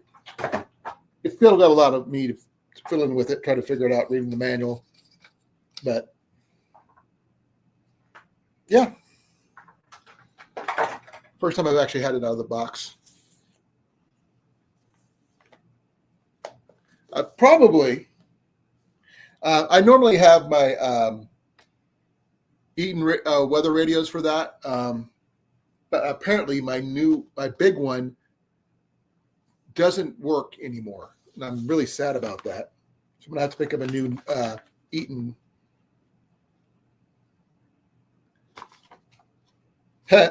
This is funny. Look at this.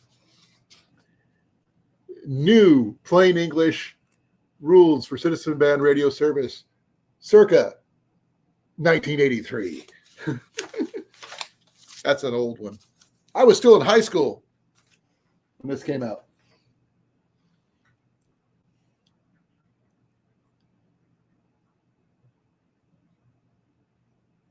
I cannot. Not yet. I have not heard anybody to reply to that on the weather radio part. You're just listening to it. No, I have other Eaton weather band radios and stuff like that, smaller ones. But at least I know.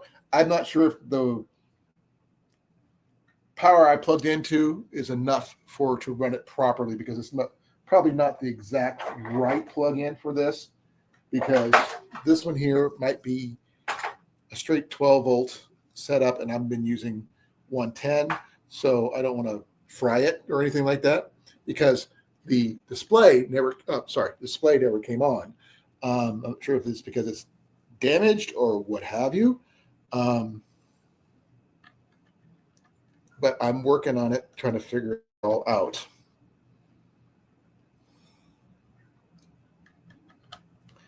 But if I want to just run it with the battery and this out to my truck, that's what I can do and try it out there. But right now, that's pretty basic, it seems. And it's missing the spare batteries where I can run it without plugging it in, unfortunately. So I'm going to have to figure that part out at a later date. So it's all something all new to me.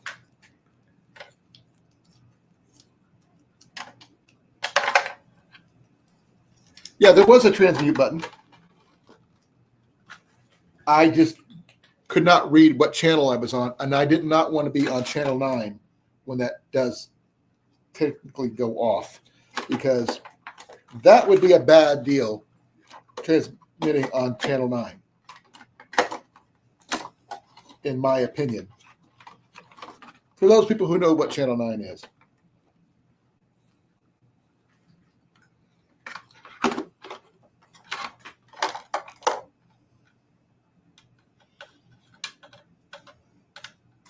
I put it on weather mode because that was the only thing I could get in at the moment. Not yet. I'm still learning. I mean, this is literally the first time I've had it out of the box. And I'm putting it back in the box so I can close everything up, that kind of thing. I'm still learning how it goes. Oh, what did I do now? Oh, there it is. Now I'm sure there's probably a lot of stuff that's needs to go with it I don't have properly, especially like rolling up this freaking cord to put it back in the case.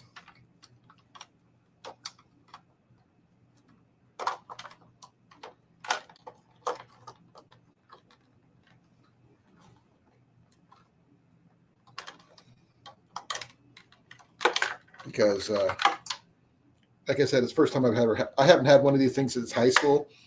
And yes, that was in 83 through 86. Had one of these in my truck. But it wasn't as fancy as this one. Mine was a very basic one back in the day. But it's a work in progress for me and the radio.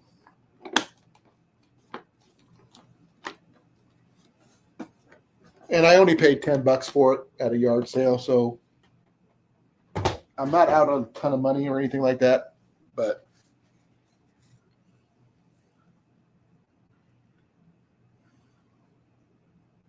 yeah, I got to wait to see if I could hear anybody, because I mean, I don't know if it's because I'm in the house or whatever, because I'd have to do some looking. Let me see here. I'm checking one thing. Let me use this because this is what I got. I'm going to use the paperwork here. Oh, it's even got a limited warranty. Going all the way up to December 29th, 1989. I was in the service then, overseas. No way I could have done anything with it.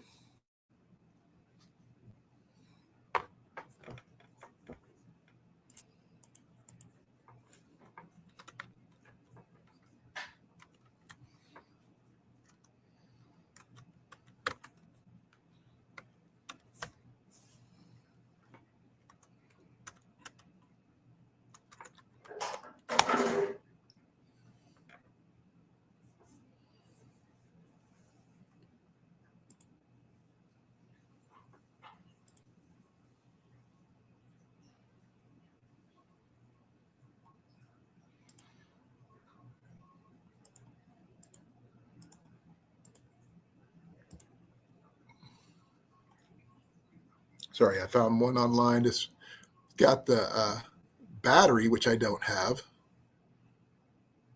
Would be nice, but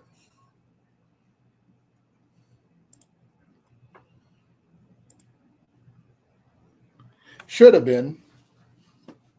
But like I said, I'm not sure if the power supply I had set up is the exact same one I need. I've got a lot of things to look at. You know, the instructions would be good because I never read them. There's the battery pack I need right there. The battery pack right there. So finding that would be a bonus.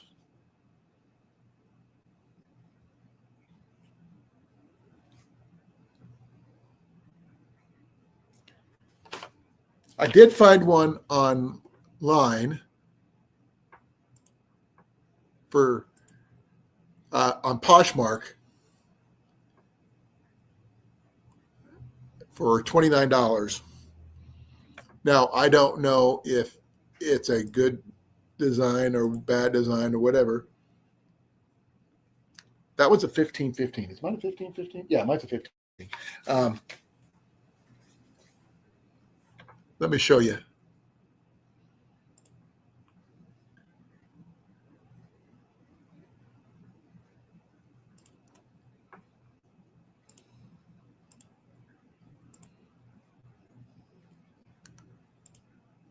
Okay.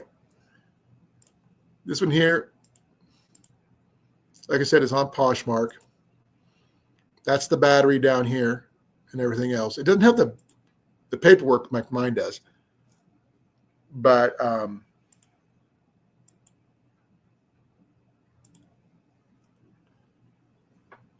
mine did this display is the part that didn't show up when I had it plugged in, which is really sad. But that's the bottom of it and stuff like that. The battery is the only thing I didn't have.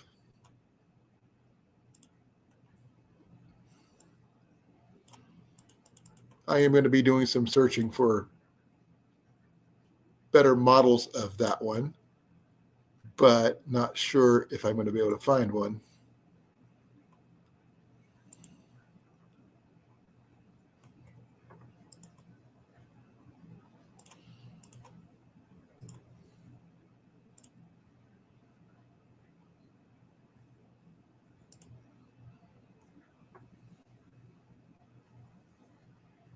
Yep, I do, which is going to be really, really useful. I think this is the same one. No, it's a different one for $30. I don't know if it works, though. That's the only thing I'm not unsure of.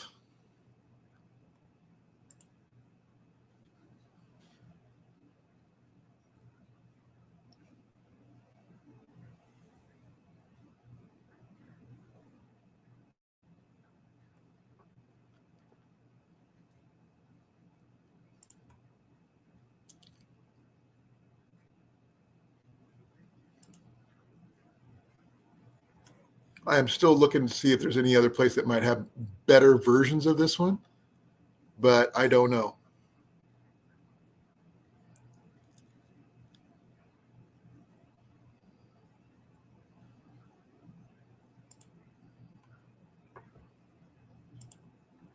Because the one I had wasn't digital at all.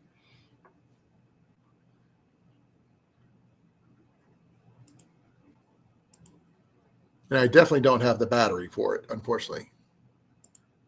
But that's be something I'm going to be working on in the future.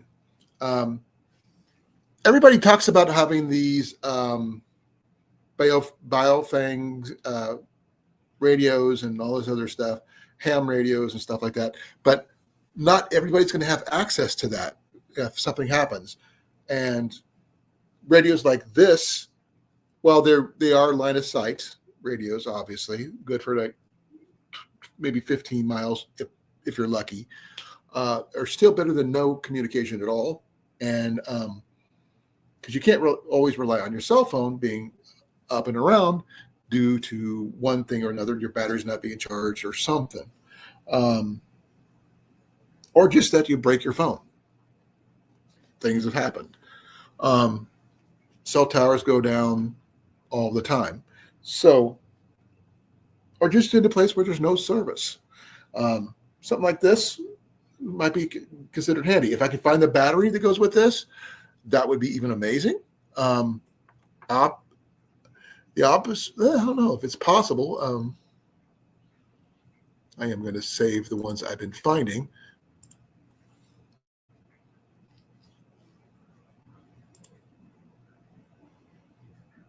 I've been doing a web search for that particular model, and they found another one.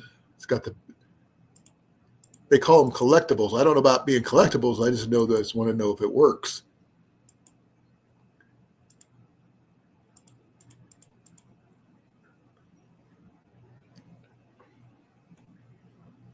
I did find out that one of the buttons, if I push it down, turns this to me channel 9 automatically. So I don't need to worry about that one.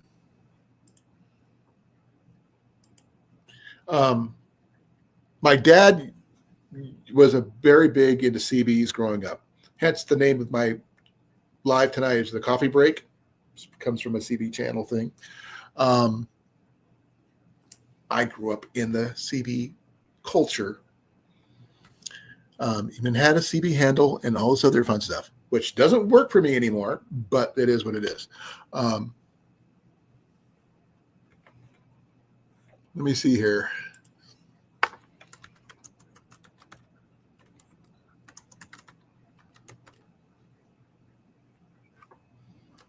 CR would be so proud. I typed in CR first.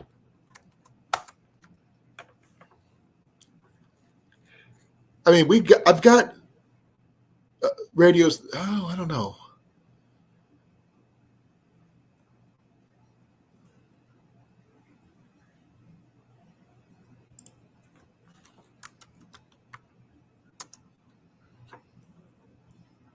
Do they still make them?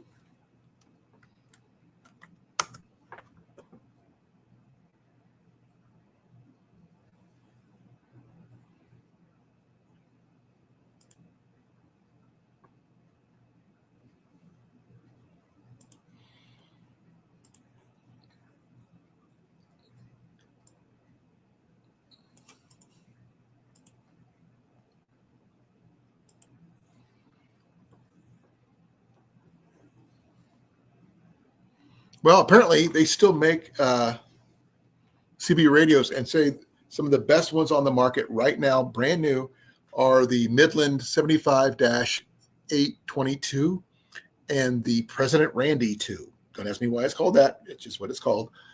And the 822 is about $100, give or take. But the President Randy can go all the way up to $164, apparently. Seems, at least that's the ones I've seen so far. Not cheap at all, apparently. But they're supposed to be some of the best on the market, both here and in Canada, apparently. Unless you have a base station or a one you can put in your truck for the whip antennas and all that stuff. But those kind of make you stand out. These kind of magnetic mounts, you just throw it on there when you need it, take it down, you don't see it, kind of situations.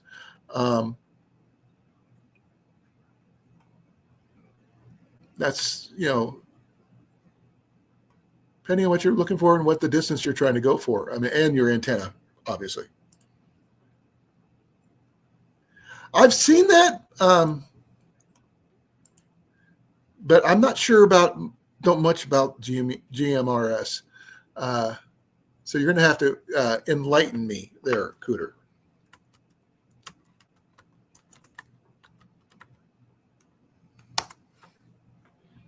That's like the Biofang ones and stuff like that. Those are like ham radios. My dad had a ham station growing up and talked to people in Australia. Don't ask me how he did it. He said it was something about skipping off the atmosphere and mountains and all this other stuff. But he used to talk to people in Australia all the time.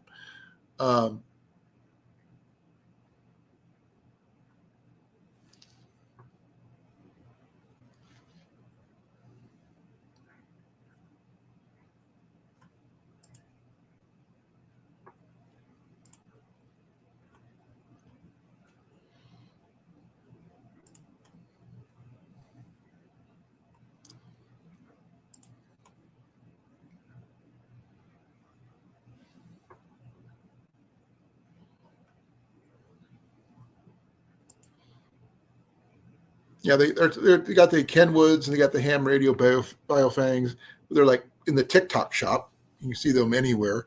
Track Supply sells a Cobra 40 channel handheld for about $90. But if you want to go like a ham station, that's like $1,000, $1,200. That's like, and you need a license on top of that. I mean, though it would be kind of cool to be able to talk to people in Texas and Georgia and maybe even Hawaii on one of these things. I think that would be kind of cool without having to make a phone call. But I don't think I'll be able to call Hawaii because of the Rocky Mountains. But that being said, this is an option that I would love the idea of hands-free communications that you don't require cell towers and things like that. And the fact is you can be on the move and not have to worry about being tracked, that kind of thing.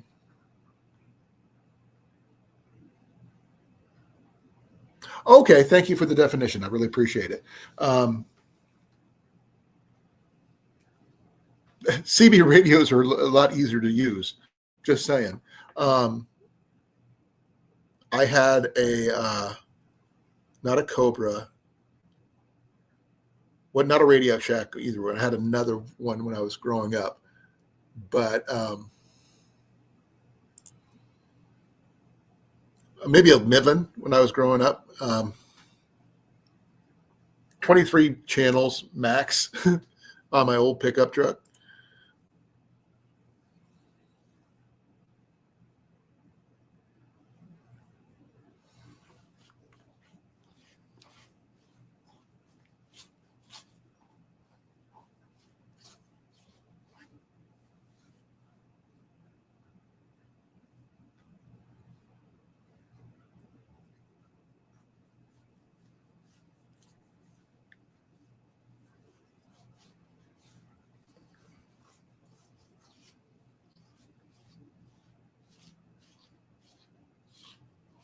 So it's, well, according to my research, looking at the internet here. Sorry, looking at Google's your friend apparently.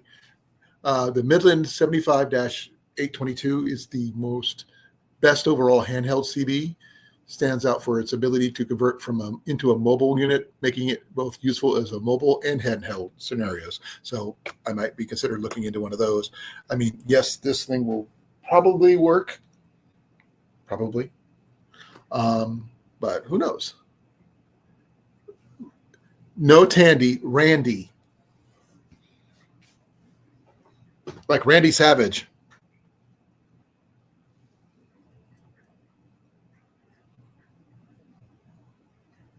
But I like the idea of it though. Um,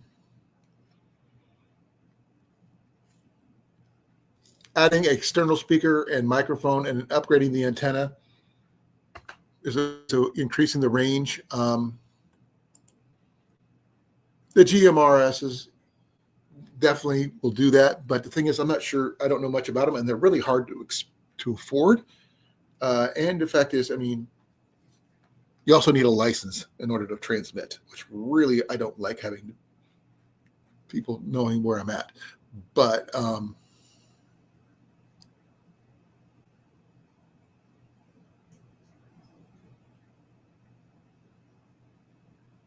yeah.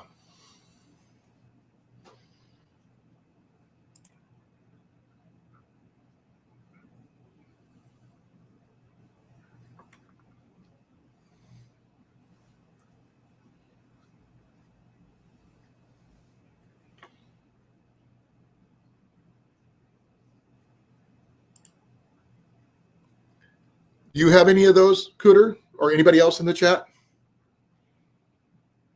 Because I think this kind of communication is a good thing. I mean, yeah, I'm still getting a kick out of this rule book from 1983. Um, wow.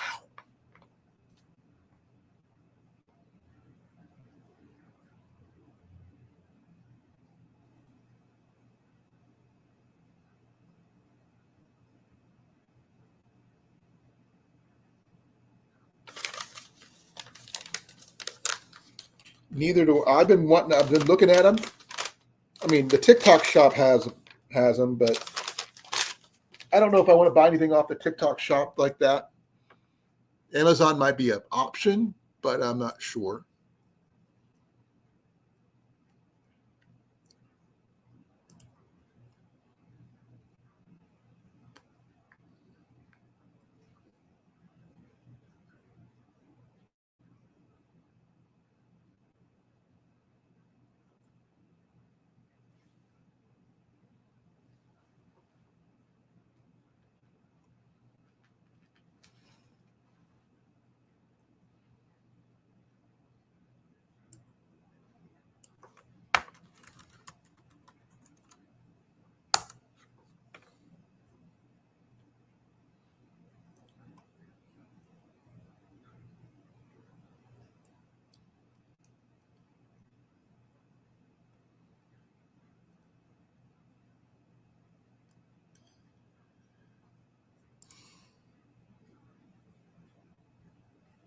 Oh, I remember.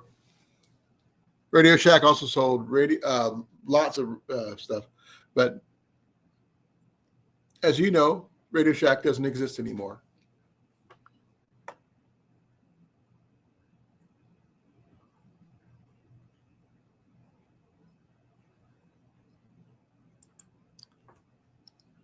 How hard is the license to get, Cooter?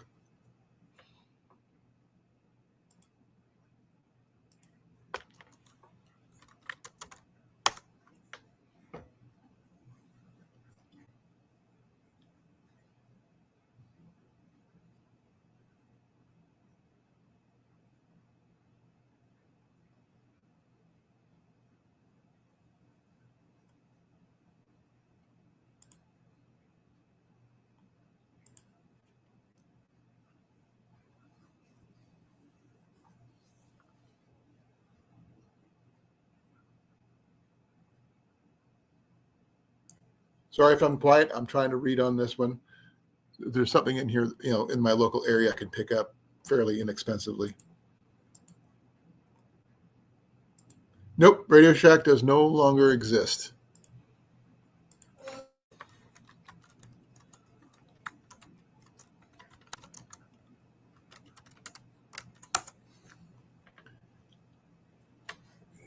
Oh, okay. It still exists primarily as an online brand under Unicomer Group through a network of authorized resellers, though its presence is much smaller than its past. It went through several bankruptcy filings and ownership changes before Unigroup acquired it. So if you look up Unicomer Group, you should be able to find Radio Shack items. Should. I can't guarantee anything because I don't know.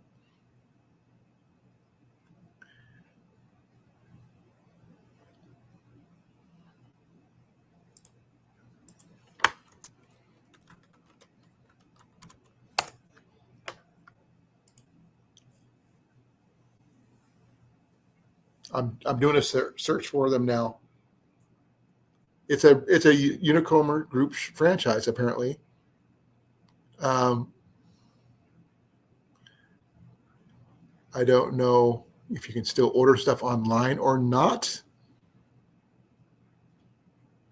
but I don't know. I'm checking out their online store now. I'll put the link in the chat once I figure it out. It is take a couple up skips and a jumps to get to where we need to go. But here it is.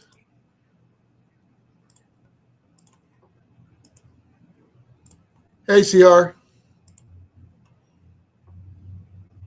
We're in the process of talking about handheld radios and such, because one of the radios that I acquired in the last year or so was a realistic handheld CB radio. I tried to get it to work. I could almost get in the weather radio stuff, but not the CB radio stuff. I'm still working on it, trying to figure it out. But Radio Shack does not, it still exists apparently. Now, do they have CB radios and such? I don't know.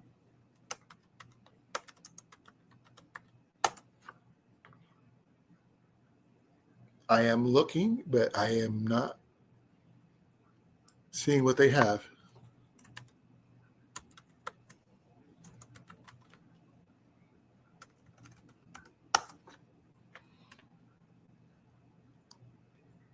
They got a lot of Bluetooth speakers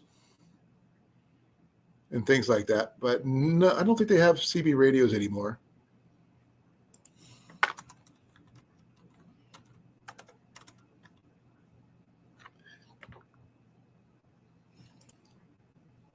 They do have some weather radios and stuff like that. I don't think they have anything fancy or anything like that anymore, unfortunately.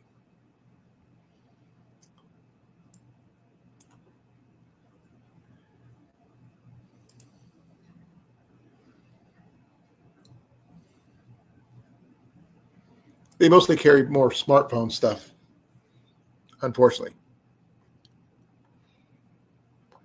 At least according to my little scan of their website. Like battery cables, chargers, maybe some battery packs. I don't know.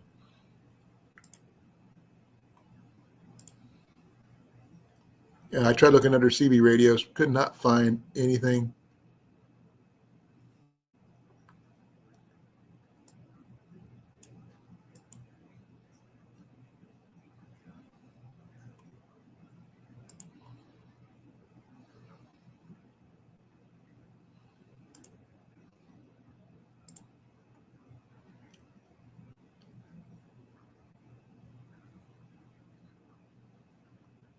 I'm looking for anything. And I have no idea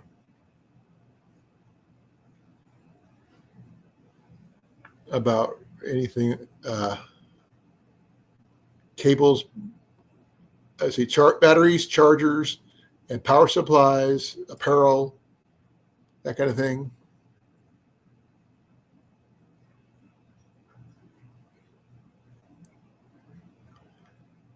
A lot of battery packs, wireless chargers, regular batteries, but nothing, noteworthy.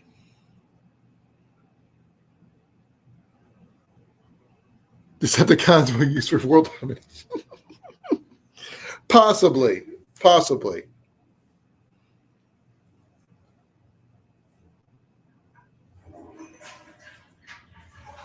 But if that's the case, one moment.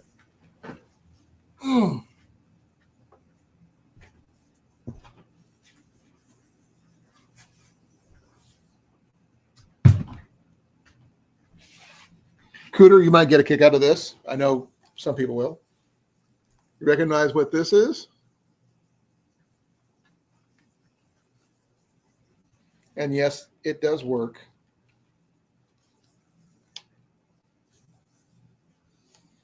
Give me a second here.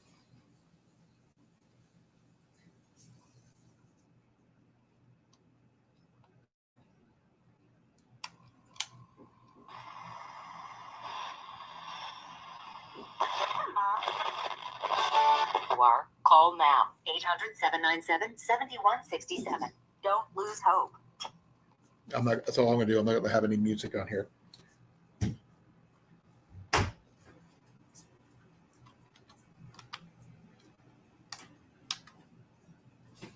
Yeah.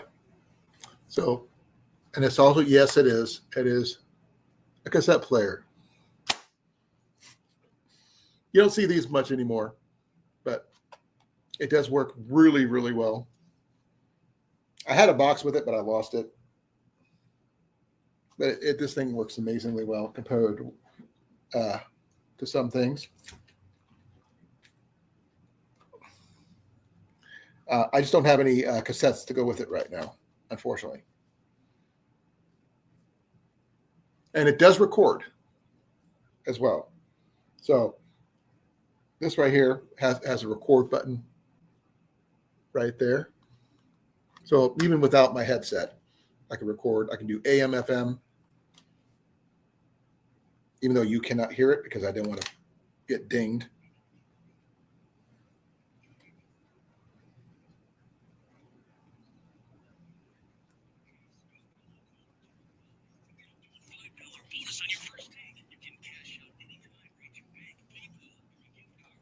On another brands, just download the free Upside app and use promo code TALK5 to get.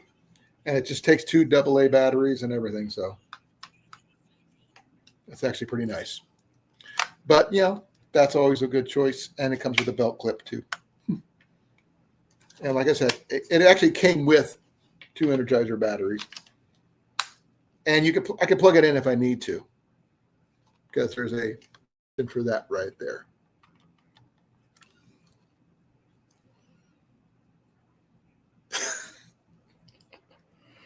I'm not sure if I can remember what the Decepticon things are, but that's going to be a whole nother topic there, Mike.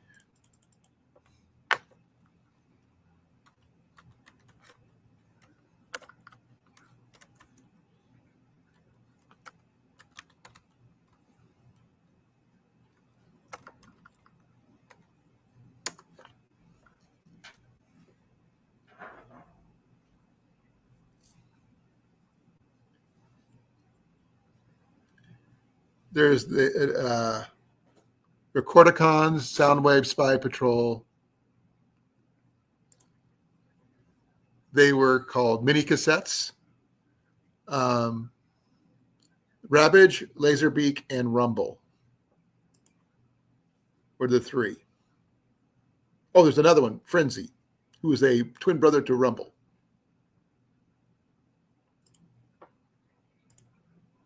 Don't have those. I've got to go tuck Jenny in. I will be right back because it looks like she's getting to bed. One moment, folks.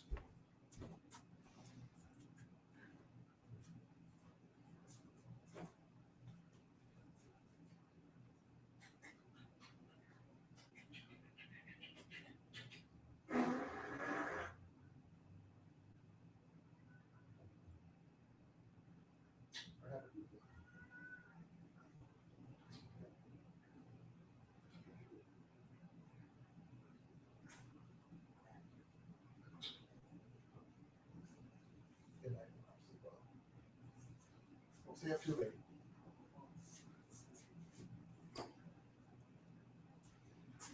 Okay, she's considered tucked. Me, dang it. Okay. Now, communications is always a good thing to have. I do have a couple of Eaton weather radios and stuff like that. My big Eaton, which I got from a estate sale a few years ago, has unfortunately stopped working. Unfortunately, I'm not sure why, but I'm kind of sad about that. But it's not allowing me to tune in anything anymore, though I'm not sure why. Let me see. Give me a second. Sorry for leaving again.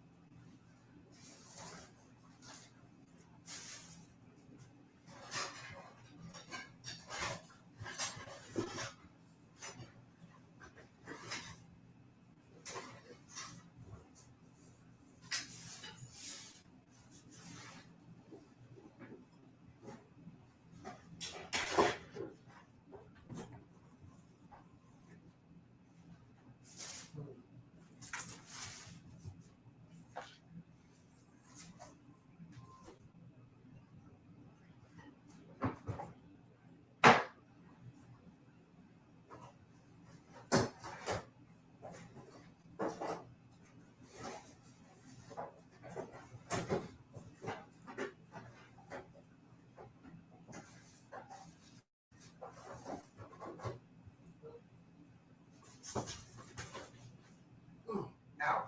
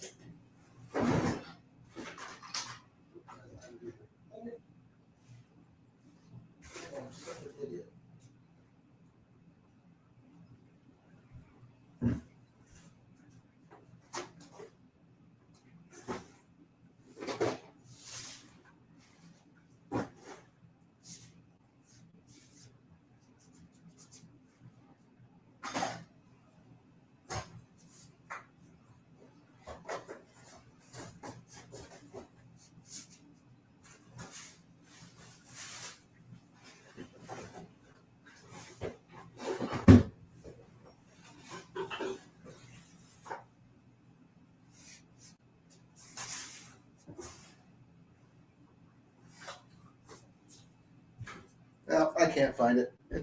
I look at it. I've seen it the other day, and I misplaced it. So I've always been rearranging my office from day to day. Everything's different. No, I didn't. I need to. Eaton radios come with the rechargeable batteries where you can crank it. It's just the fact is that the light comes on, it charges, it powers up, but I just can't tune the radio thing part. I think the spinner part broke. I can't fix that, and I don't know who can. But I do have other smaller Eatons. Replace the bigger one because I like the fact it's got bigger range, longer battery life, and everything. It was working when I was in the hotel room. Not sure what happened to it now.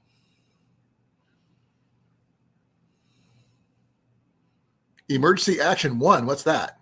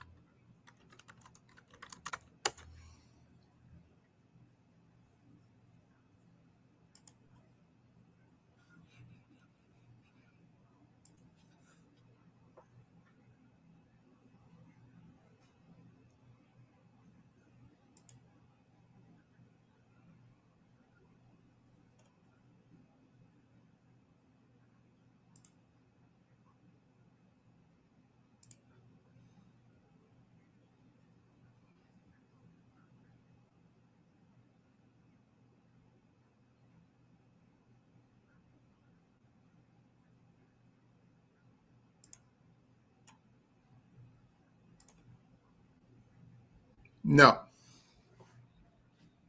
I'm not going to be doing anything like that. This is not the old school bang it till it works again type situation. There's no tubes are loose or anything like that.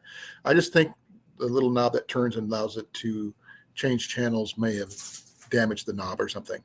And I don't want to go try to get into that and break it any more than I have to.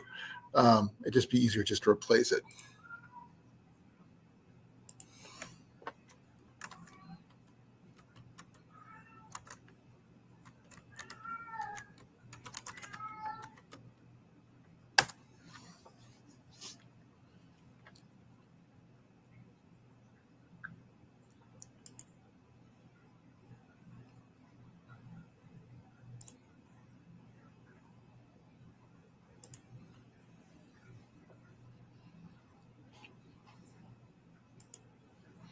The one I want to get is the Quest, which is the newest one, but it's $129, which is like way out of my price range right now.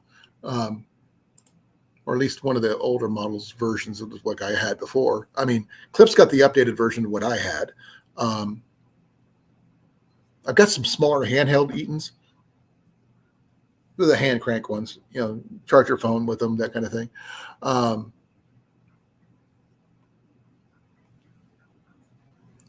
But I just can't afford anything like that right now.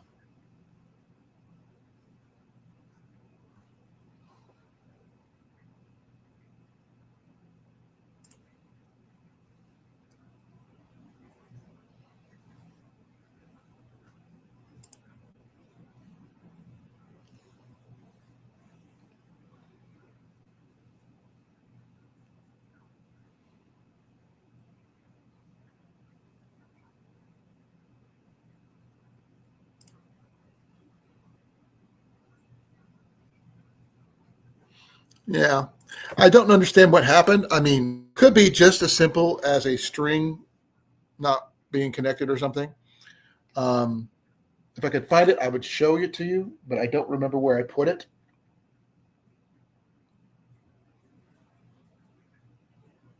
Give me a second. I may have just remembered. I remember seeing it. Give me a second.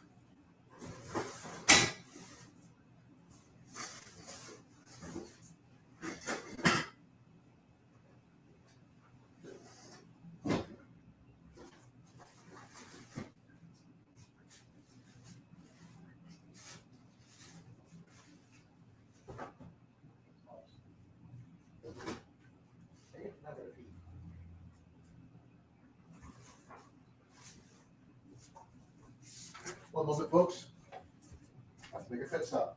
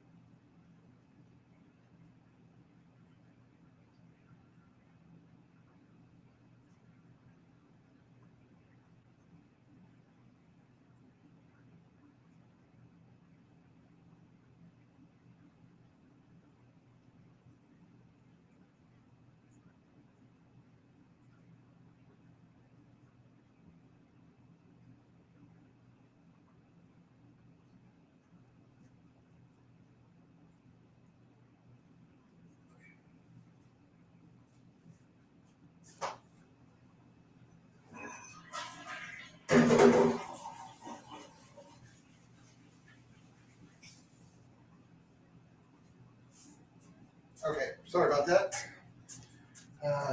There was something else I want to talk about real quick. Give me one moment to remember that quick.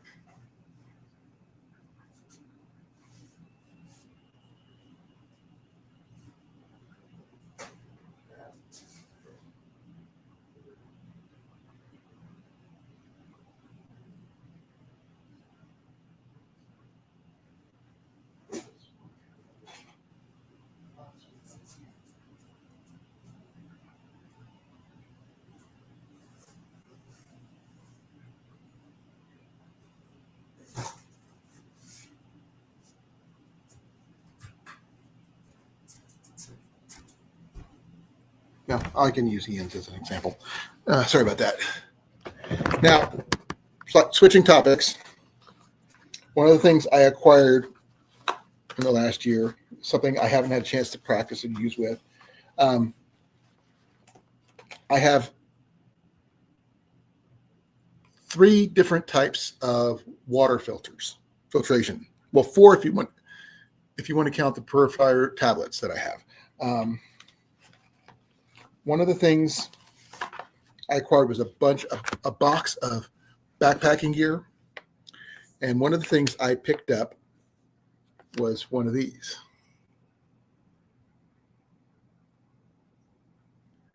And I came with an extra filter and everything. I've never tried this. It does have a couple extra things in there with it, just because it's it was well used, but it's actually well taken care of as well. As you can see, it's in really good condition. For the whole box, I paid like $50 for it. That's where you put that on top of your bottle to where you were filtering into.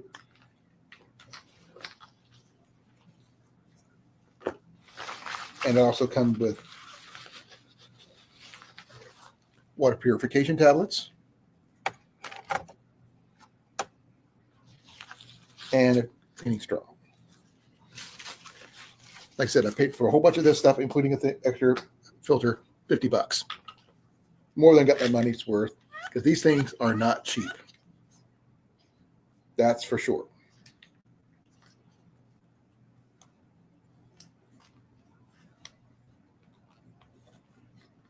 Thank you.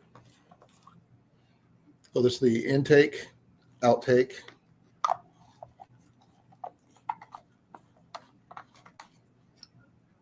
It's the one that goes in the outtake. This is the intake. You put it in your whatever water source. But these Waterworks EXs are not cheap. Came with a platypus water black as well.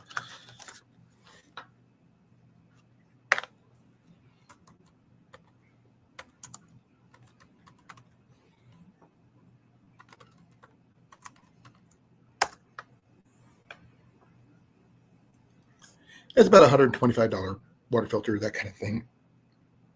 But with some backup Colan water purification tablets. That's the neutralizing tablets. This is the water purification tablet right here. So I keep those on me wherever I go. Now, I do have a Sawyer Mini in there, as well as a Katadyn hiker in my other bag. Plus, I got two of each of these. So you can always have access to water purification. Why I have so many different ones, it's just a matter how I acquire them. I have not had a chance to test this one because right after I acquired it, we had to move.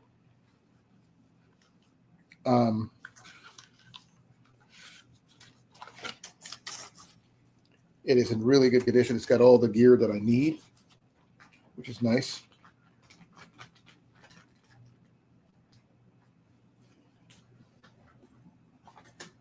The fact that it came with a really nice, I'm not sure how many liter this thing is, a 2-liter platypus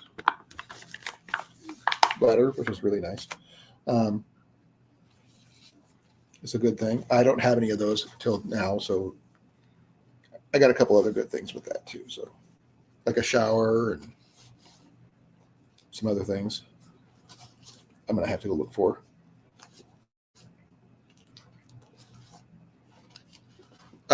What kind of water filtration do you guys got? I do not have a lot of the same thing. I just have a lot of whatever I can acquire at the time. And the fact that I've got what I consider really decent ones. Unfortunately, my didnt is very expensive with the replacement filters. I have a replacement filter for this one, brand new, never been used. And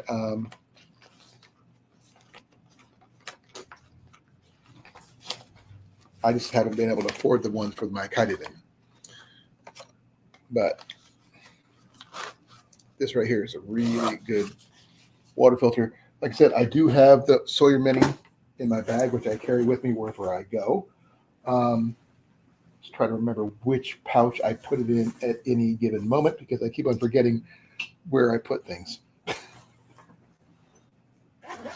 Is it on that side? Nope. Oh, that's where that would do. Okay. Just found something else I was looking for. I was wondering where it was at, and I just couldn't find it. Is it on this side? Oh, that's my steaks.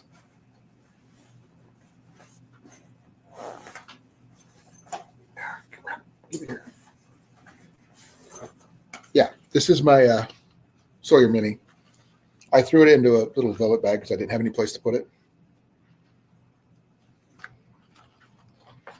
I was going to acquire a smart water bottle for this one. I need to upgrade the bladder for it, but these things are easy to acquire. Only thing is you got to keep them dry, keep them warm. Don't let them freeze.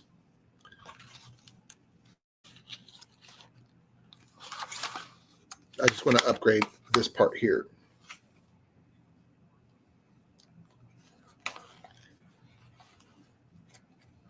Well, I've got all that there, Cooter. It's just that sometimes when you're not able to get a fire going, or you're in an emergency situation where you don't want people to know that you got a fire, you got water, access to clean water.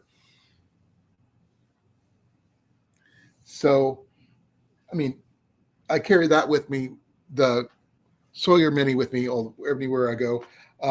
Like I said, I do need to upgrade the water bladder with a bigger one, like a platypus. But I also want to get a smart water bottle, which will still do the same thing because it'll fit that as well. That way I can either drink straight out of it, or I can use it for cooking, whatever, and boil it up that way, or throw it in the water purification tablets, which I have in my bag too, to take care of that as well. Now, I do carry, give me a second here. I'm trying to clear out my seat where I can sit back. Cooking supplies in my bag at all times. It may not seem like much. Hygiene pack, obviously. Food. And before you say this thing will expire, this thing won't expire until 2053, so this is still good. Still reaching in here. That's it. Is this one or is it this one? Might be the other one. Let me see here. Nope. Nope. Oh, did I not put that back in here? Oh, I did. Now, Cooter, I'm not sure what you got. Okay, pot, as you can see. This one is an MSR. I'm not sure if you can read that, but There's an MSR logo right there. I acquired this pot about 5 or 6 years ago to verify that it is an MSR stuff. It's Mountain Safety Research. Back when it was still Mountain Safety Research. And it came with, let me see here, got me a little pot that goes with it. And whether you know it or not, I got a stuff full of stuff that I always would need. Some electrolyte drink mixes, fire tabs, cook stove. Oh wow, what's this? Another ferro rod. Oh, I got so many. Just because, salt and pepper. A couple cleaning deals. Hey, look, another fire starter. And things like that. But this right here allows me to cook my food, boil my water. I have a flat pack stove. It's a modified sterno stove, flat pack sterno stove, which works amazing with these things. This is just a transient knockoff, which I picked up off of Temu or some like that for not so much money. This is aluminum, not brass. I had a brass one, but I gave it away to someone who needed it. But this works amazingly well for the weight that it is. And it burns clean because I use denatured alcohol. I could boil my water, not have to worry about it doing much else. Put this stuff back in here. But I do carry gel fire starters, so I try to keep track of it. I usually keep coffee in here, but I don't have any at the moment, which I need to add.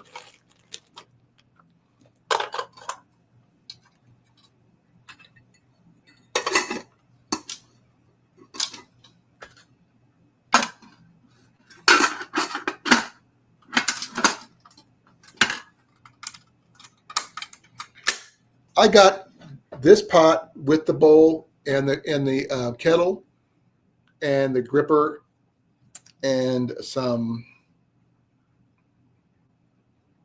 well, I have to. It's better to show you than try to tell you. That's not it. Wrong pocket. Not this bottle, but a smaller version of this. Of camp suds that was in with it. This is just a bigger bottle because I like this stuff. All that for $7 at a secondhand store. Kleptomania in Des Moines, to be exact. I was just going through the entire store and I came across the pot, recognized that it was an MSR, not knowing how much was in it. Opened it up, looked through it. They only want $7. So I purchased it, and it was the best deal I ever got on these kind of things. So now I've got 2 of these pots. Another one's in my bug out bag or my Bushcraft bag right now. Need to get some more of this stuff because this stuff is amazing. It's like about $10 at Bass Pro. This stuff, you can wash your hair in it, you can wash your clothes in it, wash your dishes with it. Yeah, this stuff is amazing. Only a little bit, this little bit right here will last me about 2 weeks. Never go wrong without this stuff here. I just need to get me another small bottle.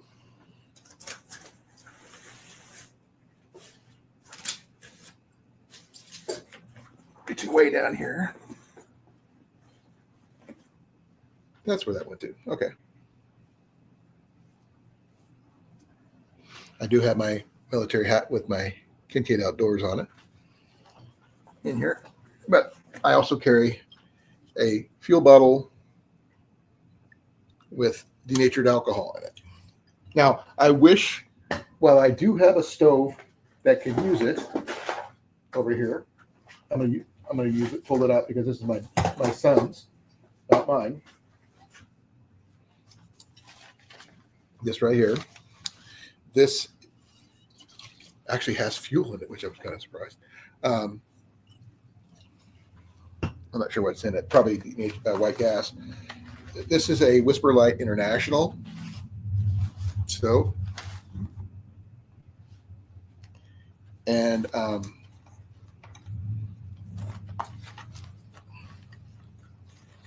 this one can use white gas, kerosene, or unleaded gasoline.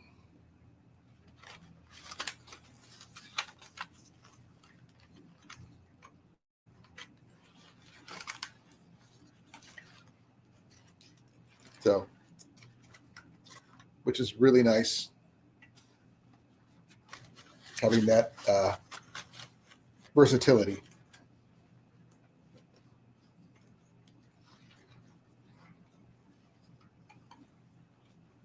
I like versatility on all my gear because having more than one use for something means a lot to me, because not having only just having one thing for one item for one thing and that's it, kind of a waste. But this thing will run on alcohol, not run on alcohol, will run on kerosene, white gas, which is your Colan fuel, or unleaded gasoline. So, but my alcohol stove just runs off alcohol, but I can run off any alcohol. It also will run off of canned heat, the yellow heat bottles or the red heat bottles. This right here is about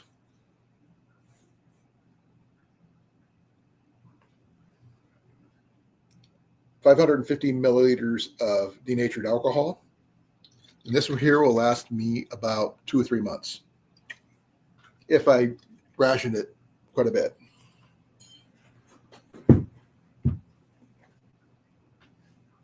And it doesn't take much to light it either.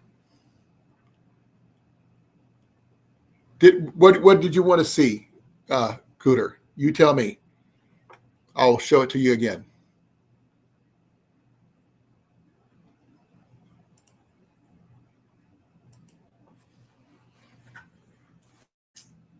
This is my alcohol that bottle I carry. This is an Optimus fuel bottle. See, some simple fuel bottle. I carry denatured alcohol in this thing. This one's got about a little bit more than 18 ounces, 18.3 ounces. Probably got up a little higher than what it says to have it. But I carry this with me wherever I go. Doesn't leak. Always have it with me. The stove. Okay, give me a second. Okay. This is the MSR Whisper Light International stove.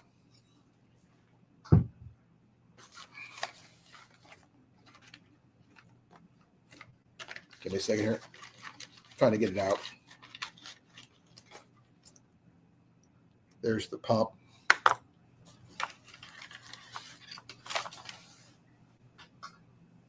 There's the fuel bottle that goes with it.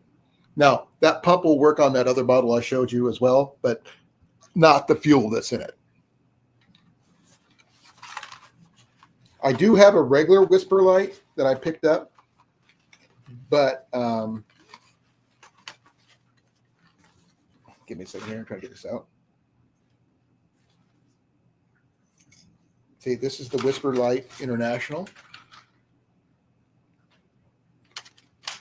Ian acquired this, surprisingly enough, at a sale at a storage unit for $20. The only reason he grabbed it was because I knew what it was, and I didn't have any money for it at the time, but he had $20. So he snagged it out from underneath me. But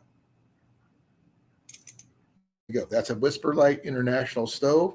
This thing will run on white gas, which is your Colan fuel, gasoline, or kerosene. Along with this pump, and white gas. I got plenty of that downstairs. I got like 2 giant cans of this stuff. And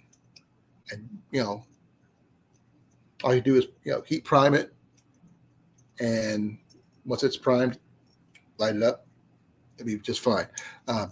This thing will handle cold weather immensely well. But this is what a Whisper Light International stove looks like. It's not light by some standards. It's it's not a pocket rocket or anything like that. Even though I do have style of stoves in that fashion, but not right here, right now. It's in the room. I'm using this one as an example because it's what I have right now. But this is Ian's. I can't claim it for myself because he's not here. He would kill me.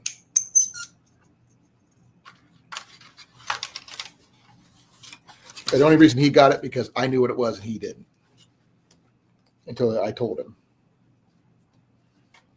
Which is what usually ends up happening between him and me anyway. It's like a competition.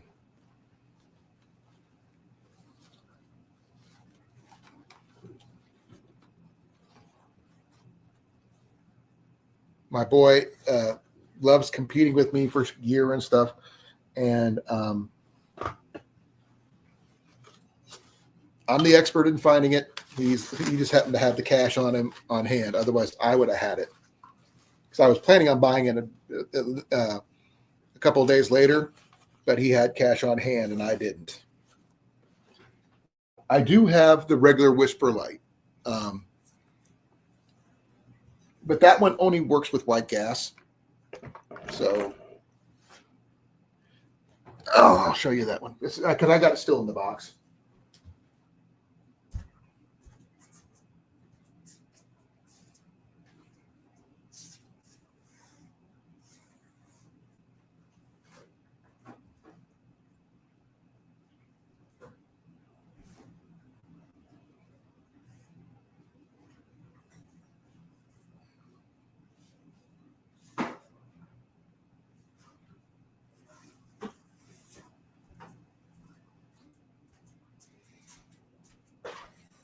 Now, mine it's very similar to, everything he has is very similar to what I have.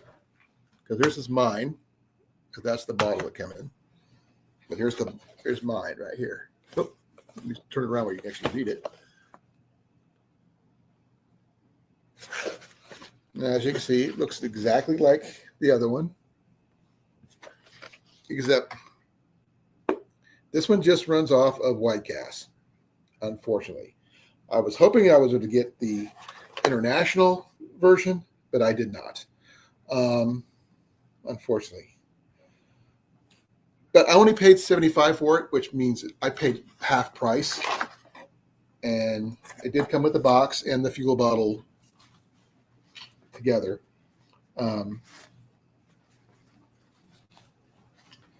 As when I bring it out, you'll see that it looks very similar to what he has. Like you said, it's very similar to what he has, but this one is not the international model. They're about the same weight, everything else. The only thing is that I got this right here. And his looks like this. So that's one of the things I have to put back in the bag, which I forgot to put back in the bag. But that's what a regular MSR Whisper Light looks like. I got this because I like doing a little more. I want to try out more winter camping, and I've heard that some stoves like the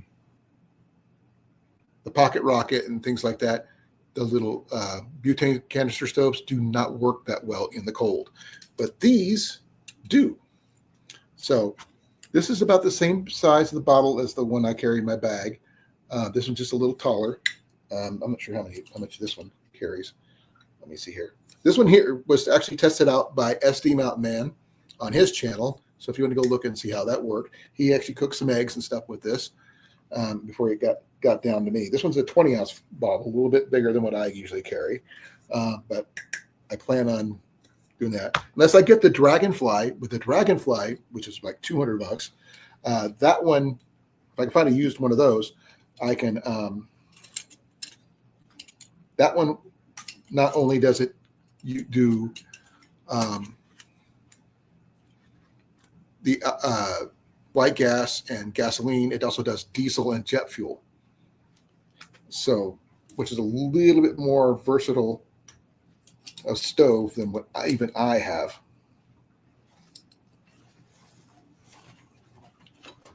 But this is my personal stove. This is what belongs to me. So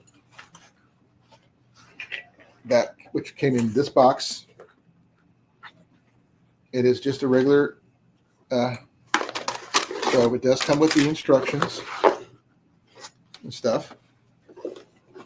I wish it was the international one, but it is not.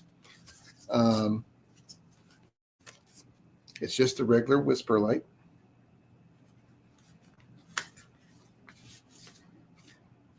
I'm not sure why I have. Oh, I got it in Korean and limited warranty stuff.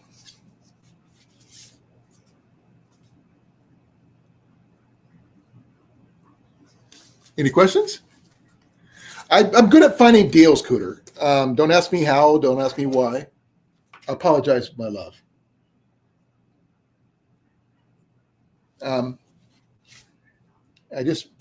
I found a Self-Reliance Outfitters Pathfinder steel water bottle at my local Goodwill here in town for $3.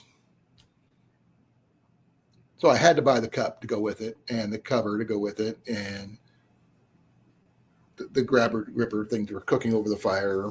Did all that just because I had to. Didn't get the stove though. Well, should have got the stove. Didn't. I forgot to do that. But there's the stuff that goes with that. But this is going to go on one of my pack trips. So I'm a firm believer in being prepared. I also have wood gas stoves, at least 2. But yeah, I got a Whisper Light. We got a Whisper Light International. That's the thing. Here's the you see what his looks like. This is what mine looks like on the inside, which is very similar to his, actually. Not much difference. Now, would this work for the other one? I don't know. But it is a mountain safety research setup. Yep. It's got Colan fuel. I can smell it.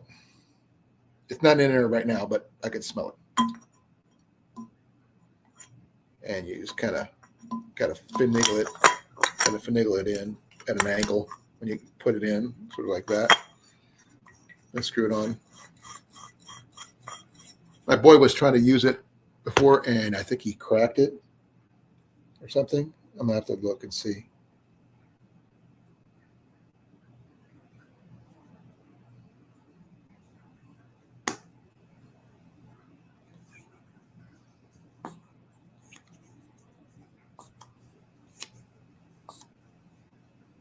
We're going to find out.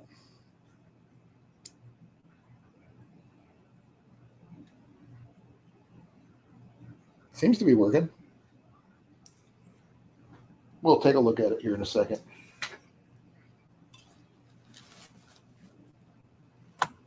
Probably.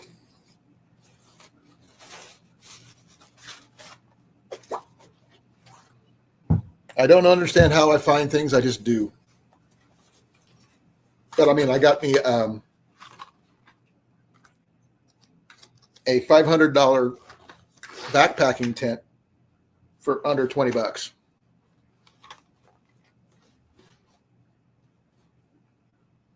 And that's my big Agnes tent. I also have a Light Fighter 1, which is like a $200 to $300 tent for $5. And so many freaking tarps last year. I acquired so many freaking ones. Oh, let me show you mine. Right, one of the ones I got. Let's see here. Yeah, this one right here doesn't look like much, but this is mountain fly tenor. So this is my Ridgeline tarp. Came in just like this. I'm not sure if the price tag's still on, written on here, but I think $395 on this one. It's like a $200 fly, which I got it really cheap. Like, this is one of my everyday carries things, so I never leave much home without it.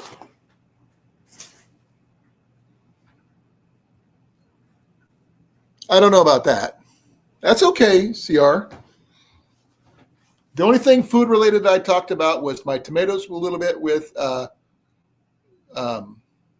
Howie, and my lasagna, which, by the way, was picked up at a Amazon bin store for $10. Before you people saying, "Oh, that's probably damaged." No, this thing has not been opened. This has not been ripped open. There's no tears, and its expiration date is July 2053. So, and this one is the lasagna. So I carry this one as an emergency meal, but I've got water filtration covered. I've got electrolyte drink mixes in here, all that stuff. I keep myself properly conditioned here. I mean, I even got hygiene covered, which includes my heart pills for about a week. Soap for cleaning my hands, shampoo for brushing my teeth. I used to carry a hairbrush in here. Even got some lip balm because you never know when you need it. Also good for fire starting. I used to keep a razor blade, but I've had to use it. A folding toothbrush. This was actually another thrift find in itself, and it originally had all the gear in it. And as you can see, it is a Alice pack capable. Desert Storm, obviously, but this is what I use for my hygiene.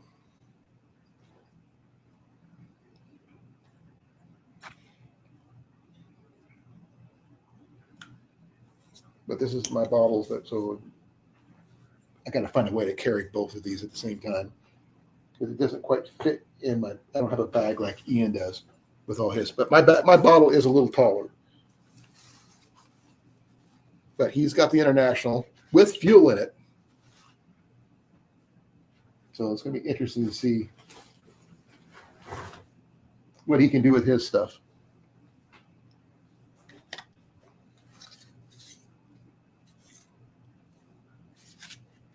I'm not sure if that's mine or his. It's probably his.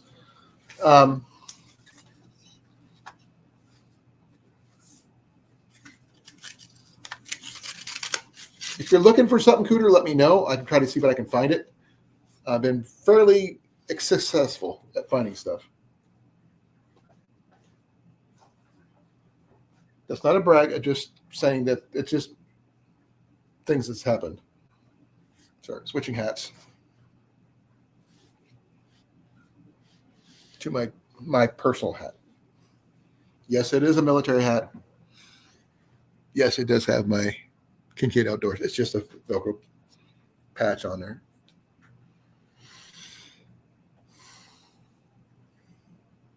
CR is working on a bug out bag or everyday carry bag, I believe he told me about.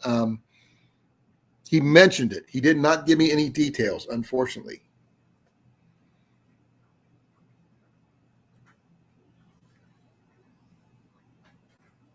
The fun part about all this stuff, guys, is that I got to put this all back in my bag. But I will let you know, these three items here, under $20, $500 plus tent. The only thing I don't carry with me, which I wish I did, with some kind of sleep system. But I do have a tarp thing. It does come with a footprint, so I don't have to worry about that. I don't have any emergency blankets or anything like that. Now, I generally, in my truck, I carry a sleeping bag in my truck in case I need it, which I can attach to this bag if I need to, because that is my everyday carry. But EDC counts. Everyday carry is everyday carry. This is my everyday carry that I've been showing you out of my big green bag. That's not even my bug out bag. My bug out bag is in there, and it's got even more. But right now, I am going to have to go through here and repack everything from start to finish, and hopefully, I can get everything closed up enough to not have any issues. I don't know if I'm going to or not, but I'm going to have to try. Because I'm putting everything back in my thing. I just got to, I got to make sure I have my water purification.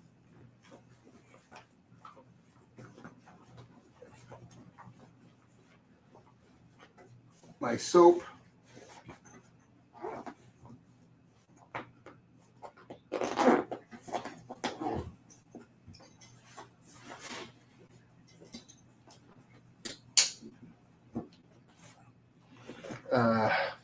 I even have my water. This has got electrolyte drink mixes in it right now. Got to finish that.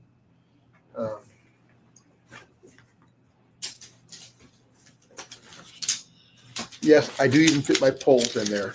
This is my pole bag. Normally they say strap this on the outside. But me, I pack it on the inside for extra stability. That way I have it.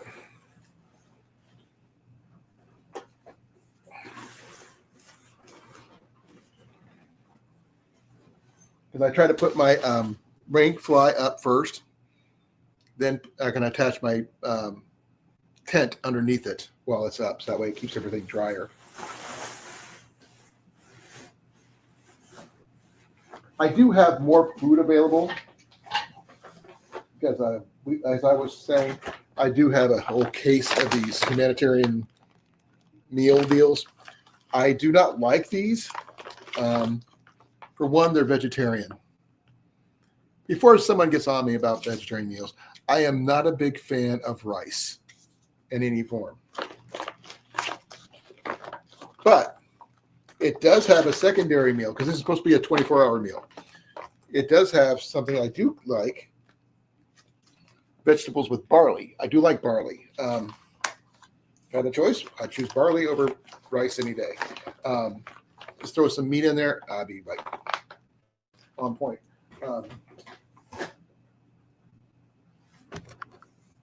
But I've mostly got all that stuff back in there already, which is really surprising. That when I was discussing the stove earlier, I know you don't really need a surface or anything like that, but I like the flat pack old school sterno stoves, because what I did is I flattened this part here to allow me to put my alcohol stove on there to allow it to sit inside. Also, if I needed to, in a pinch, I can put this together, throw some sticks in there, and cook directly underneath this with wood, which is a really nice option. And in fact, as you can see, it flat packs really small. Is it light? Not entirely, but it is sturdy. It didn't come with the pouch. I just threw it in the pouch, but it works whatever, it does work well for me.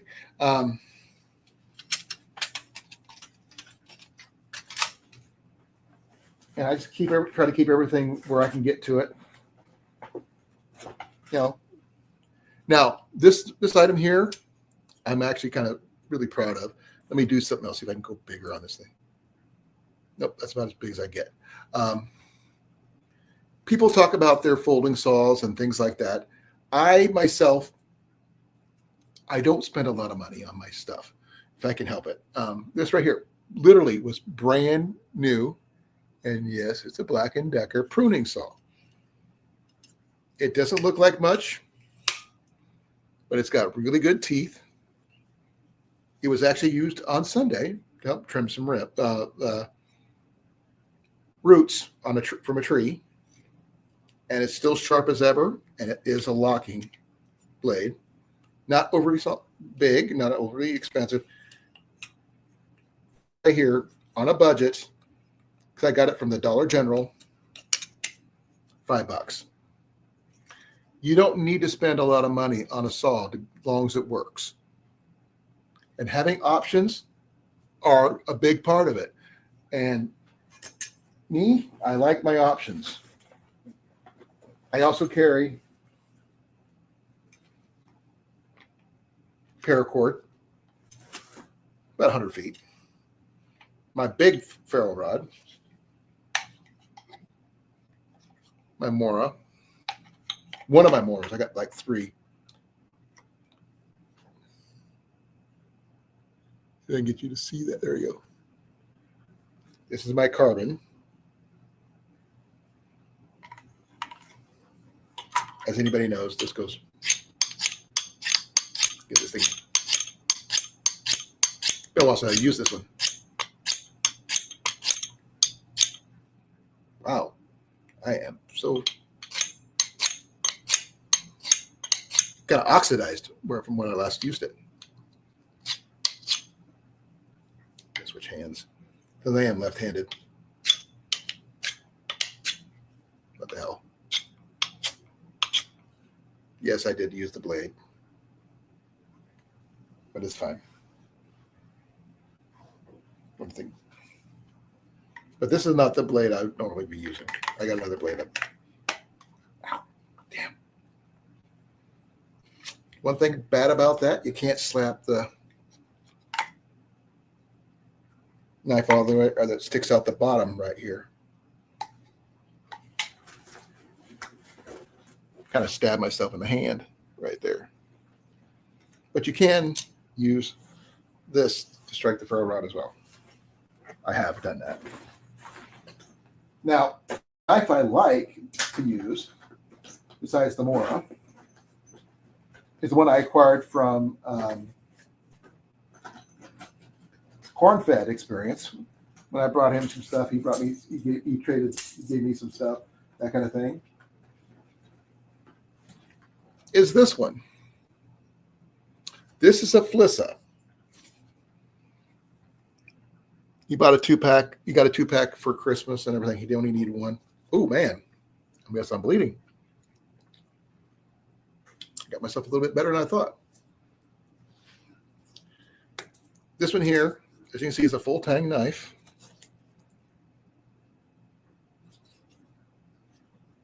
And this thing, I like.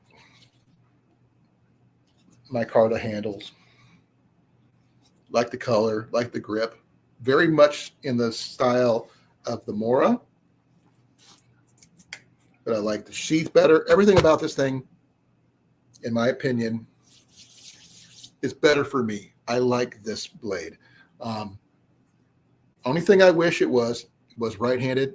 It's not. It's left-handed. I wish it was left-handed, not right-handed.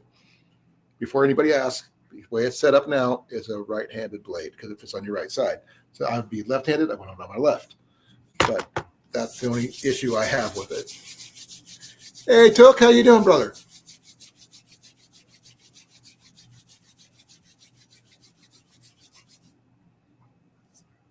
I got first aid in my bag too, folks. Just as a former medic, I always have first aid.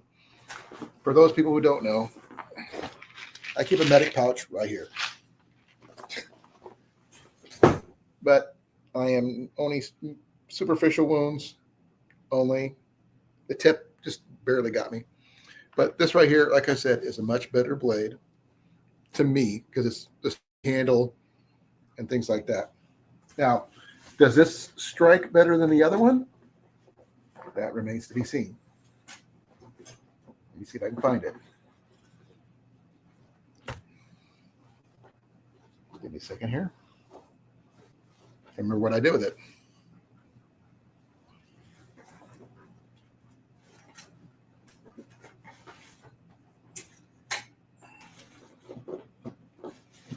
sworn I just had it.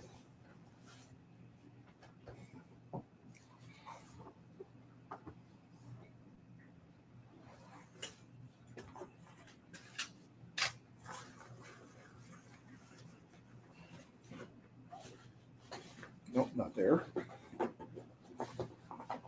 Not there.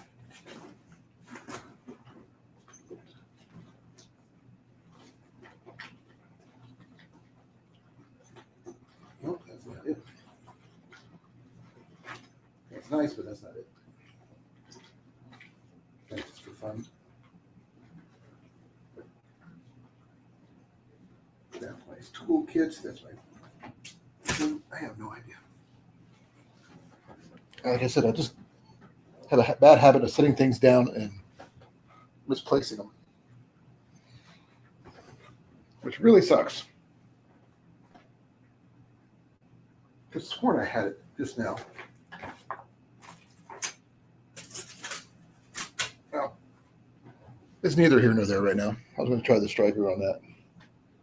Trying to find I had my dad's striker. I call it my dad's striker because the thing I used to hold the ferro rod was used at my dad's funeral.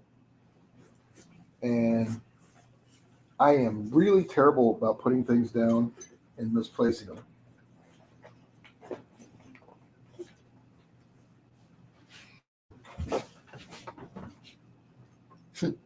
Got it.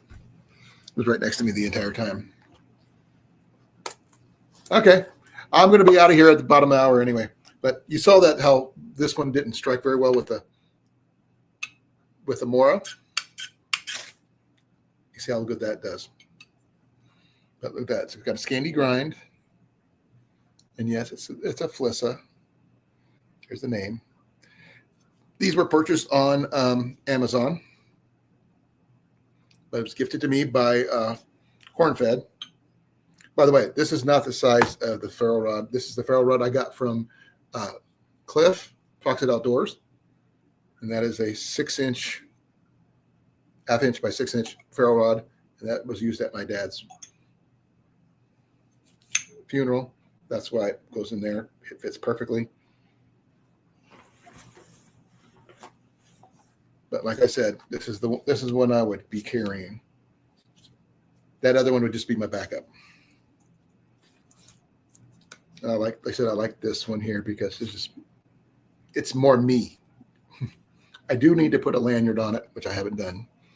But if I could find a way to get a left-handed sheath for this, I'd be ecstatic. But like I said, it's very comparable to the Mora with some exceptions. The blade is wider, obviously, as you can see. But the Scandi grind is very narrow on this one. This was a little bit wider. Blade is about half an inch longer. Blade is about maybe a half an inch wider, give or take. A quarter inch wider. And the grip, though this one here is a rubber grip, does work. It's very thin compared to this one.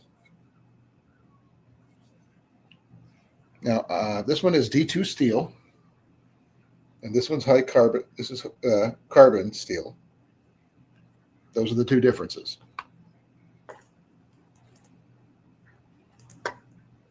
And this one comes with a plastic sheath. That comes with a other sheath.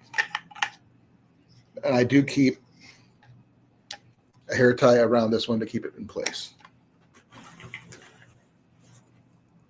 But like I said, some left hand, I like this one. You can see why. But I also have, besides that, I do have another couple things I do carry with me. And that's my knife, fork, and spoon set. But I do have a backup, as you always know. 2 is 1, 1 is none type of situation. My backup to my knife, fork, and spoon set is this right here. This is a Temperis spork, but it's not just a spork. It's got a knife built in into the handle, and that's not all. It's got a little ferro rod in there too. I got this off of Amazon. It was an accidental find by Cliff from Foxit Outdoors, and I bought it on a whim for like $13, and it works. It's very deep enough for when you're using it with a Mountain House meal or anything like that. I mean, is it as good as these? I don't think so. And even though these are shorter, these are sturdier. These things will last forever. These are military, but this will be a good backup. So that's why I keep it. Having options is everything. The only thing is this one here gives me the option of fire as well. I can't tell you how many ferro rods I have in this bag alone. It's a lot.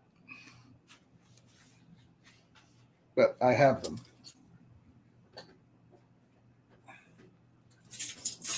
And I'll be putting everything else back in there. I do have a couple of things that I'll be putting in with the bug out bag that I'm building. One of those things is an old school canteen, and it does have this steel cup with that. It's got another, I got another Nalgene bottle, which I'll be adding to this one. It's also got a Ascend water bottle. This is a single wall stainless. I believe it's aluminum or steel bottle that you could use. It's a 800 milliounce or 27 ounce water bottle, which you can use to boil water in if you need to. There is a canteen. There is a mess kit that goes with this. It's in the other room, I believe, or is it in here? I can't remember. Oh, it's right here. This will be given away after I get some more stuff into it. Mr. Camper mess kit, and it's got some other stuff. It does have a knife that goes with it, which is this one here. This one's not a fancy one. This one's just a simple right edge blade, nothing fancy to it. I can't tell if it's full tang or not, but it's not a Scandi grind, unfortunately. But it is sharp, and it does have a sort of a 90-degree edge on the back. I got this in trade, so.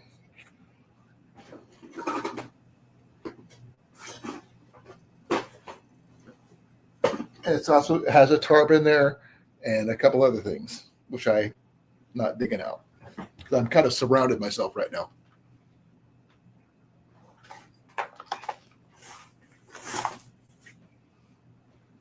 Make sure I got everything.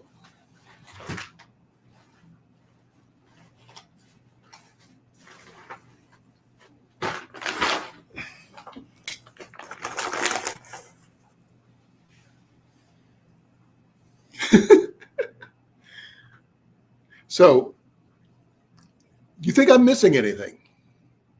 Or do I need to add some? Not have so many items. I mean, I keep this in there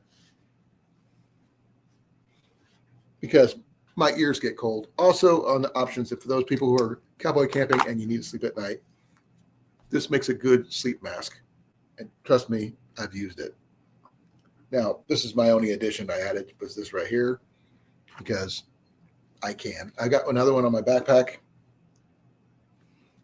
I wish I had it. I put one on here, but this will have to do with because as a person with blue eyes, I don't do well in the sunlight. I do better in the dusk and at night.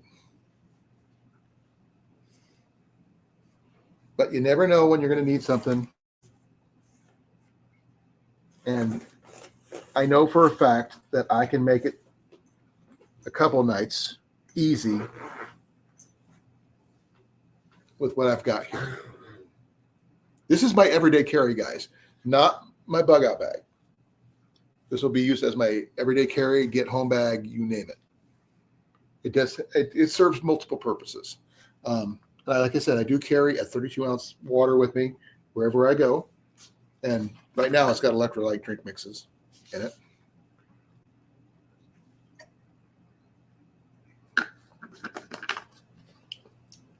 And this one happens to be Propel Berry. The ones I have in my my kettle are the generic greater value brands, but I have more of the Propel ones. I just prefer those because of the flavor and the sugar content. I was not trying to do that, Took. And the thing is, can anybody guess what my everyday carry bag weighs? Just give me a number, guys. With everything packed in here, all closed up, how much does it weigh? I want to guess. And I'm not sure if you'd be right or wrong until you you guys guess, because I can tell you it's not what you think.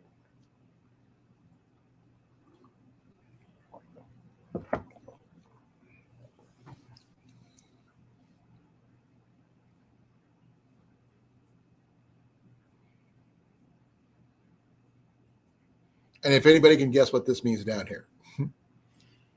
12. No, it's more than 12.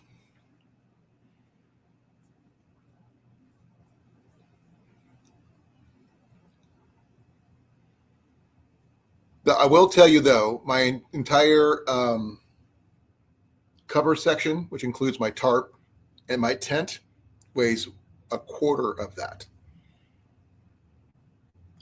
More than that, Cooter. But it's pretty light, but not that light. Remember, I do have a full canteen of water in there, and water is heavy. And for those people know how much this is only this right here is only 3.6 ounces.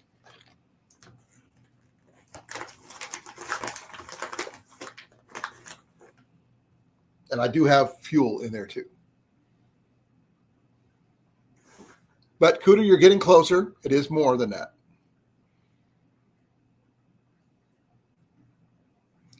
And it's not as heavy as some backpackers, actually. The only thing like I said, the only option I do not have are two, or maybe three things if you want to add a pillow, is a sleep system. I don't have a sleeping pad, which I do have one I'm going to put with this, a sleeping bag, and maybe a pillow, because not for what you think, but for my knees, because I sleep on my side. But I do have room for it in here. I'll show you the sleeping pad I got. Give me a second.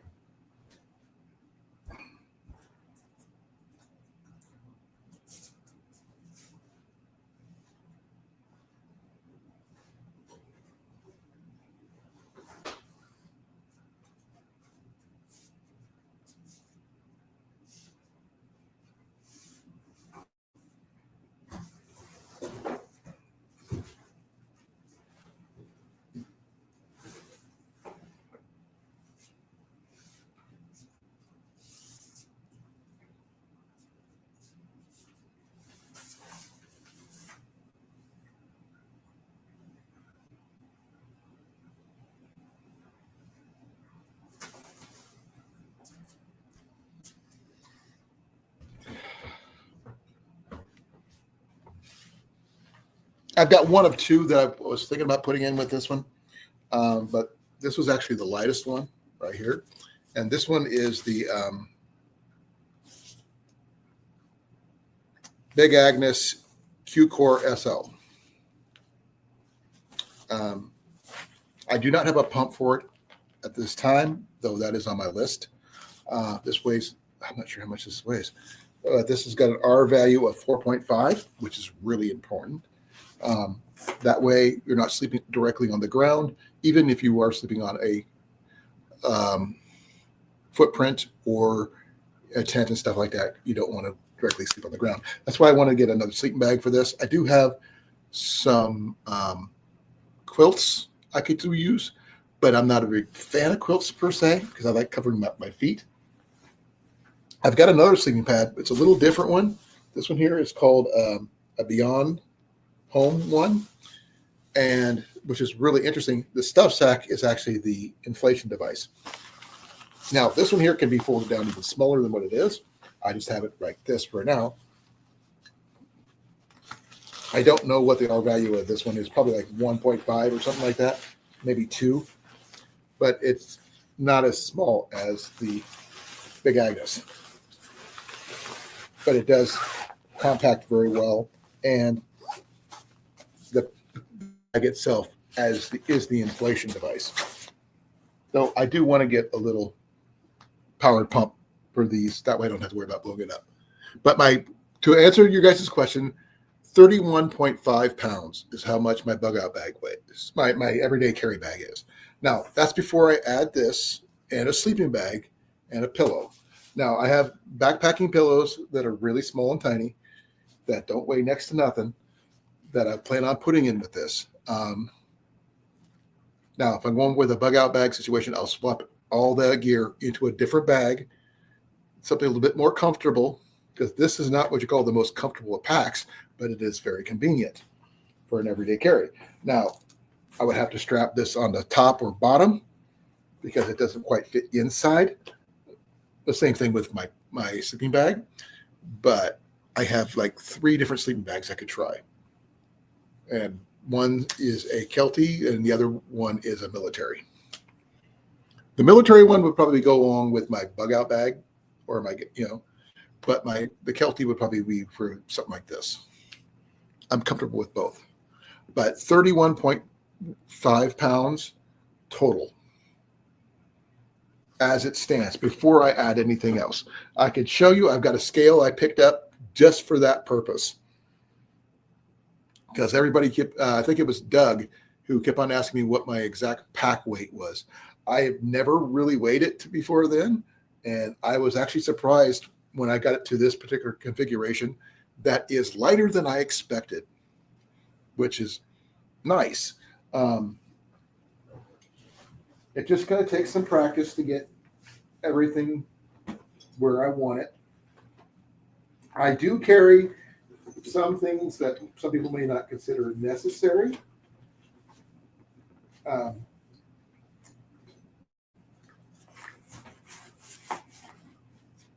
do carry my shooting glove for my bow.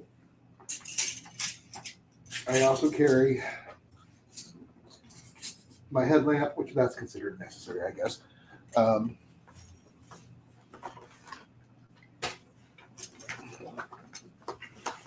I also carry a pocket tool set, Allen wrench set, so it allows me to put my bow together. I have a takedown, a longbow I carry with me generally in my truck.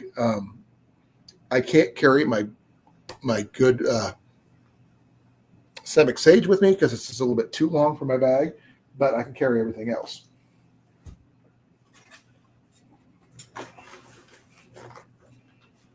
If anybody has any questions, please feel free to ask now. I mean,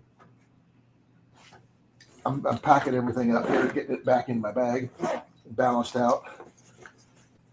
Because I recently heard that if you could, your bag's packed right, if you can stand it up with everything zipped up, closed up, and it doesn't tip over, then you got everything done right.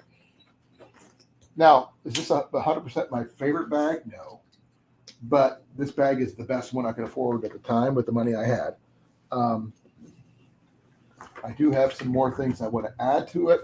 I would love to add one thing to this bag, because this bag, you can't see it. Give me a second here, I'll show you. Has a secret space on here that is totally being not used.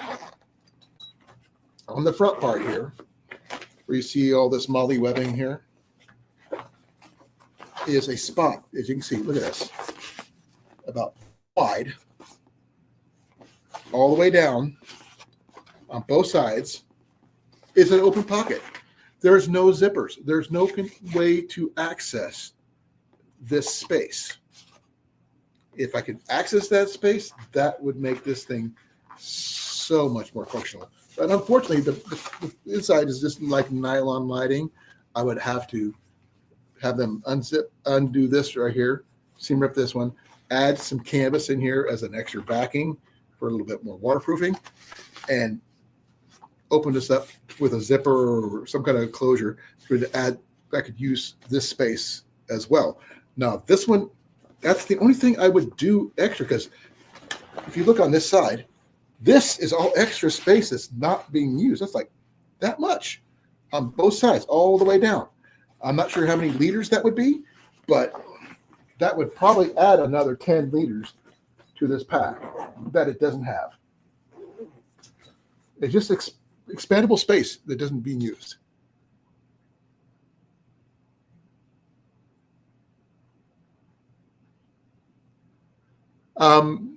First and foremost, have a good hiking plan from where you start there, Ryan.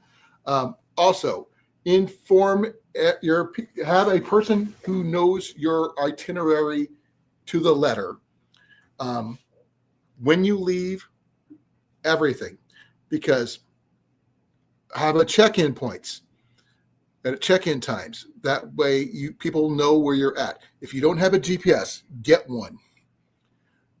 Leave your itinerary written down with somebody you know and trust, who can get to you if necessary. Also, emergency contact information. I know this sounds like a lot of emergency stuff. I was an EMT for years. I'm just worried about it. People getting into the situations. Carry leukotape. Carry a decent first aid kit. You don't have to carry Band-Aids, but leukotape will definitely help. Petroleum jelly is your friend. Trust me on this. Duct tape is your friend. Good for repairing things.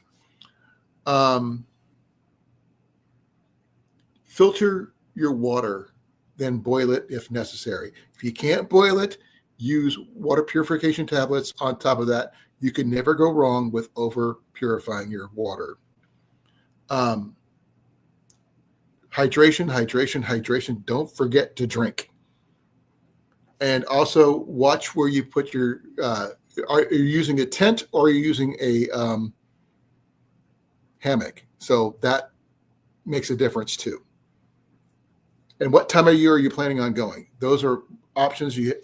Things change according to what you're doing. Time of year you're going, what terrain and what you're camping with. So there's so many suggestions.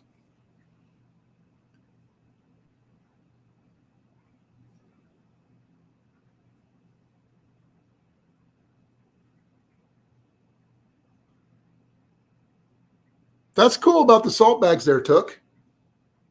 Ian wants to get a frame for his Alice packs that he's got. He's got the bags. He just doesn't have the frames.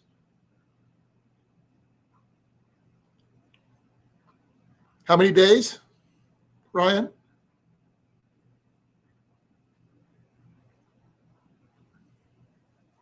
And how far are you planning to go? And are you going by yourself or with somebody? Okay, 6 days, 1 week. Okay, done that before. Are you going with somebody or by yourself?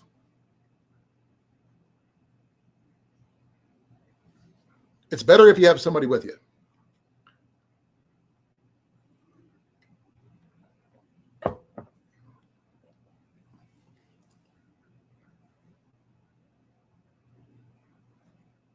Okay. Like I said, map out your route. Do not vary off your route because people get lost in the Grand Tetons a lot. So don't deviate from your plan. If you're going to go somewhere, notify somebody. Keep in either phone or radio contact with somebody who knows you. Have a written itinerary with your phone number. I'm not sure if you have a GPS on you or not. If you don't, it'd be probably a good idea to have one. You don't have to carry all your gear. If there's two of you and you're going to be there together all the time, split your gear evenly between you. That way you don't have to carry one person doesn't have to carry all the weight. You can just, one person can carry the food, one can carry the water, that kind of thing, or the camping gear, something like that. Distribute the weight evenly between you two. That way you're not overly burning yourself. 40-liter bag's not bad. Probably about 20, 25 pounds, maybe, I guess. Are you bringing your homemade food, or are you doing like a lot of prepackaged meals like Mountain House? Are you what kind of filter you're taking? Are you water purification tablets? What kind of fuel you're using? There's so many freaking ideas and suggestions, Ryan. And make sure your friend knows the same thing you do, and they do the exact same thing, but with a different person, notification-wise. That way you have backups. There is no wrong thing about backups. It's better to be too prepared than underprepared. And if you have to sign into the trail, make sure you sign out of the trail. Okay, nothing wrong with that. That's a good suggestion. I usually do a variation myself because I can't use trail mix because I'm allergic to nuts, so I have to make my own. I do like a lot of instant meals and that kind of thing, like potatoes, things like that. I do have some Mountain House. Love my Mountain House, but I also have some MRE stuff, which works too. Just a matter of what. Don't forget to pack out what you pack in. I don't know if you're planning on using toilet paper, but make sure you do it the right way. Cat holes are great, but make sure you pack out what you pack in, unless you're using a bidet. I've got one of those too.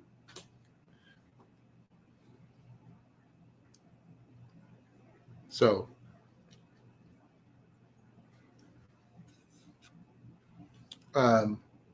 sanitation is good as key too. And if you're a coffee drinker like myself, coffee.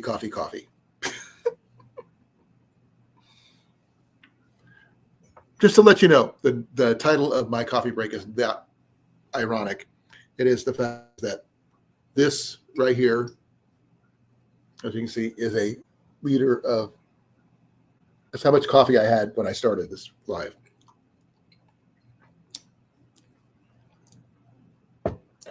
Yep. Do not depend on cell phone signals. Have good call, Cooter. Good call. A GPS is nice, but some way to charge your devices if necessary.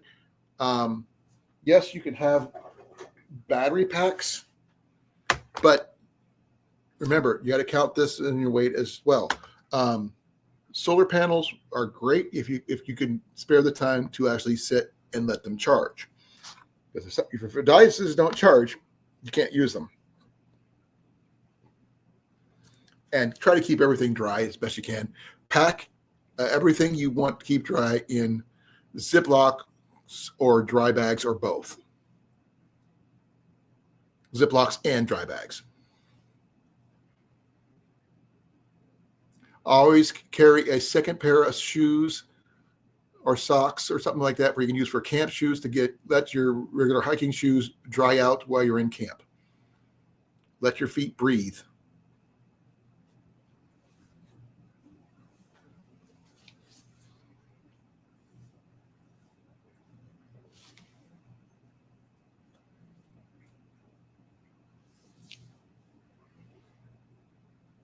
And if you have hiking poles, use them.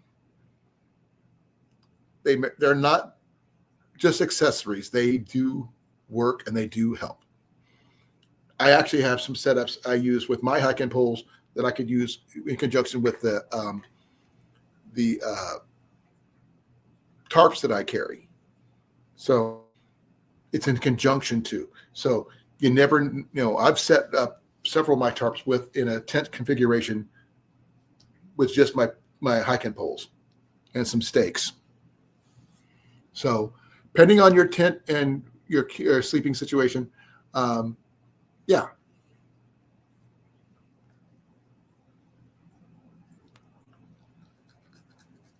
I'm not sure what kind of tent you're planning on using. I personally use a Big Agnes Copper Spur 2. And if you think I got a lot of money, you could be so far wrong. I spend minimal on my gear, probably less than you think, because I thrift everything and I get a lot of my stuff secondhand. I just get lucky in finding my gear. What kind of stove are you planning on using? Are you using a canister stove or are you using a liquid fuel stove?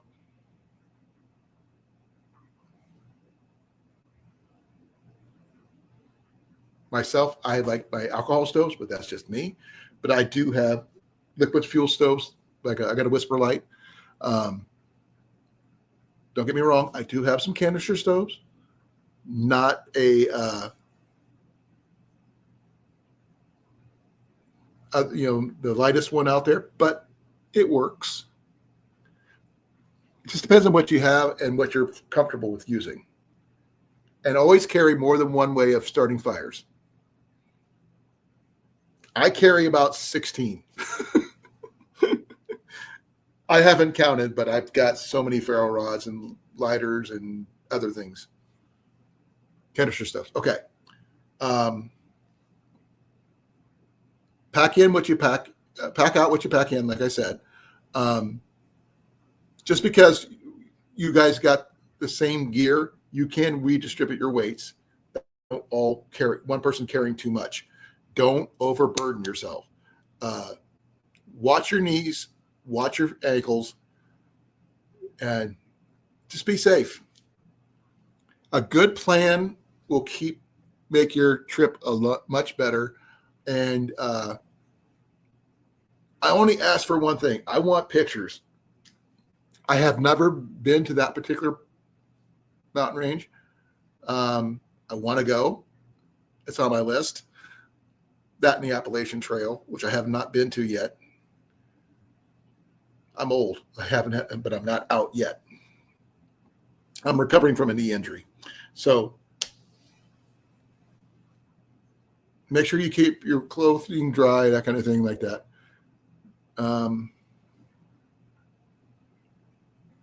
Gloves, if you need them. Definitely carry a hat because hats are always multifunctional.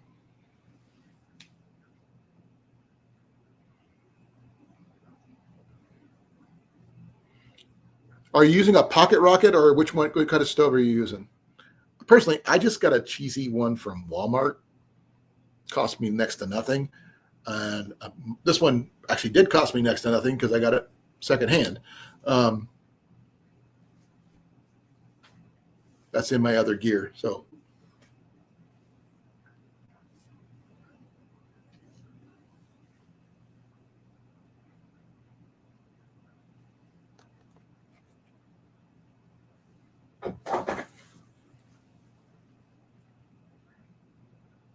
nothing wrong with Jetboil. I'm not a big fan of the noise, but they work just fine.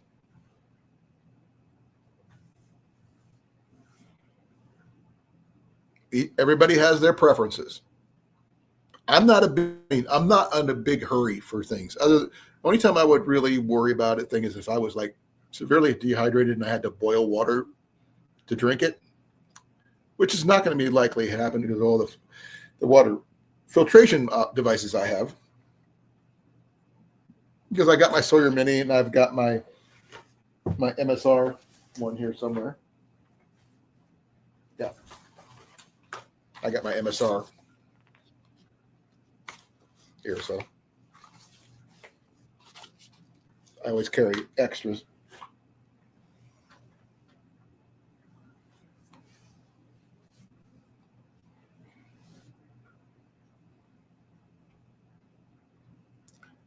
Now, I'm going to be heading out in about 5 minutes because I've been on way longer than I expected.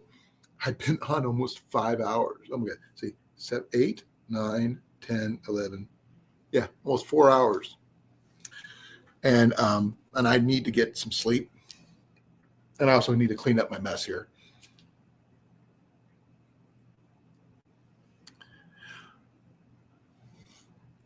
But thank you, Ryan, for coming. I really appreciate it because, I mean, I really need to get going. If you have any more questions, please message me on my channel. I got my email is on my about page. Please feel free. Don't forget to like and share, subscribe, whatever. I really appreciate that. I will answer in any and all your questions I can.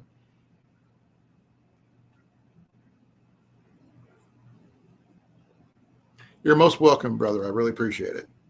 I love helping people out. I mean, personally, one of the things that I do a lot of bushcraft stuff too. I just do a little everything, but backpacking is one of my favorite things. Next to archery and reenacting and teaching people archery and things like that. Have a fun trip. Love to hear about it when you get back. Just remember, let people know your itinerary front to back. Don't deviate. Not without letting people know anyway. GPS, paper and compass your route as well, just in case. Because as Cooter said, they don't always work without signal. So don't depend on your phone if you don't have to. And two-way radios between the two of you, just in case. It doesn't have to be the big GMSR ones, but simple ones will work. Be well, be safe, folks. I love you guys all. I'm going to be out of here. Thank you to Cooter. Rob, thank you for making it. I'm getting ready to head out. Mike, I will catch you later, brother. Probably this weekend we will try to get more stuff moved if I can.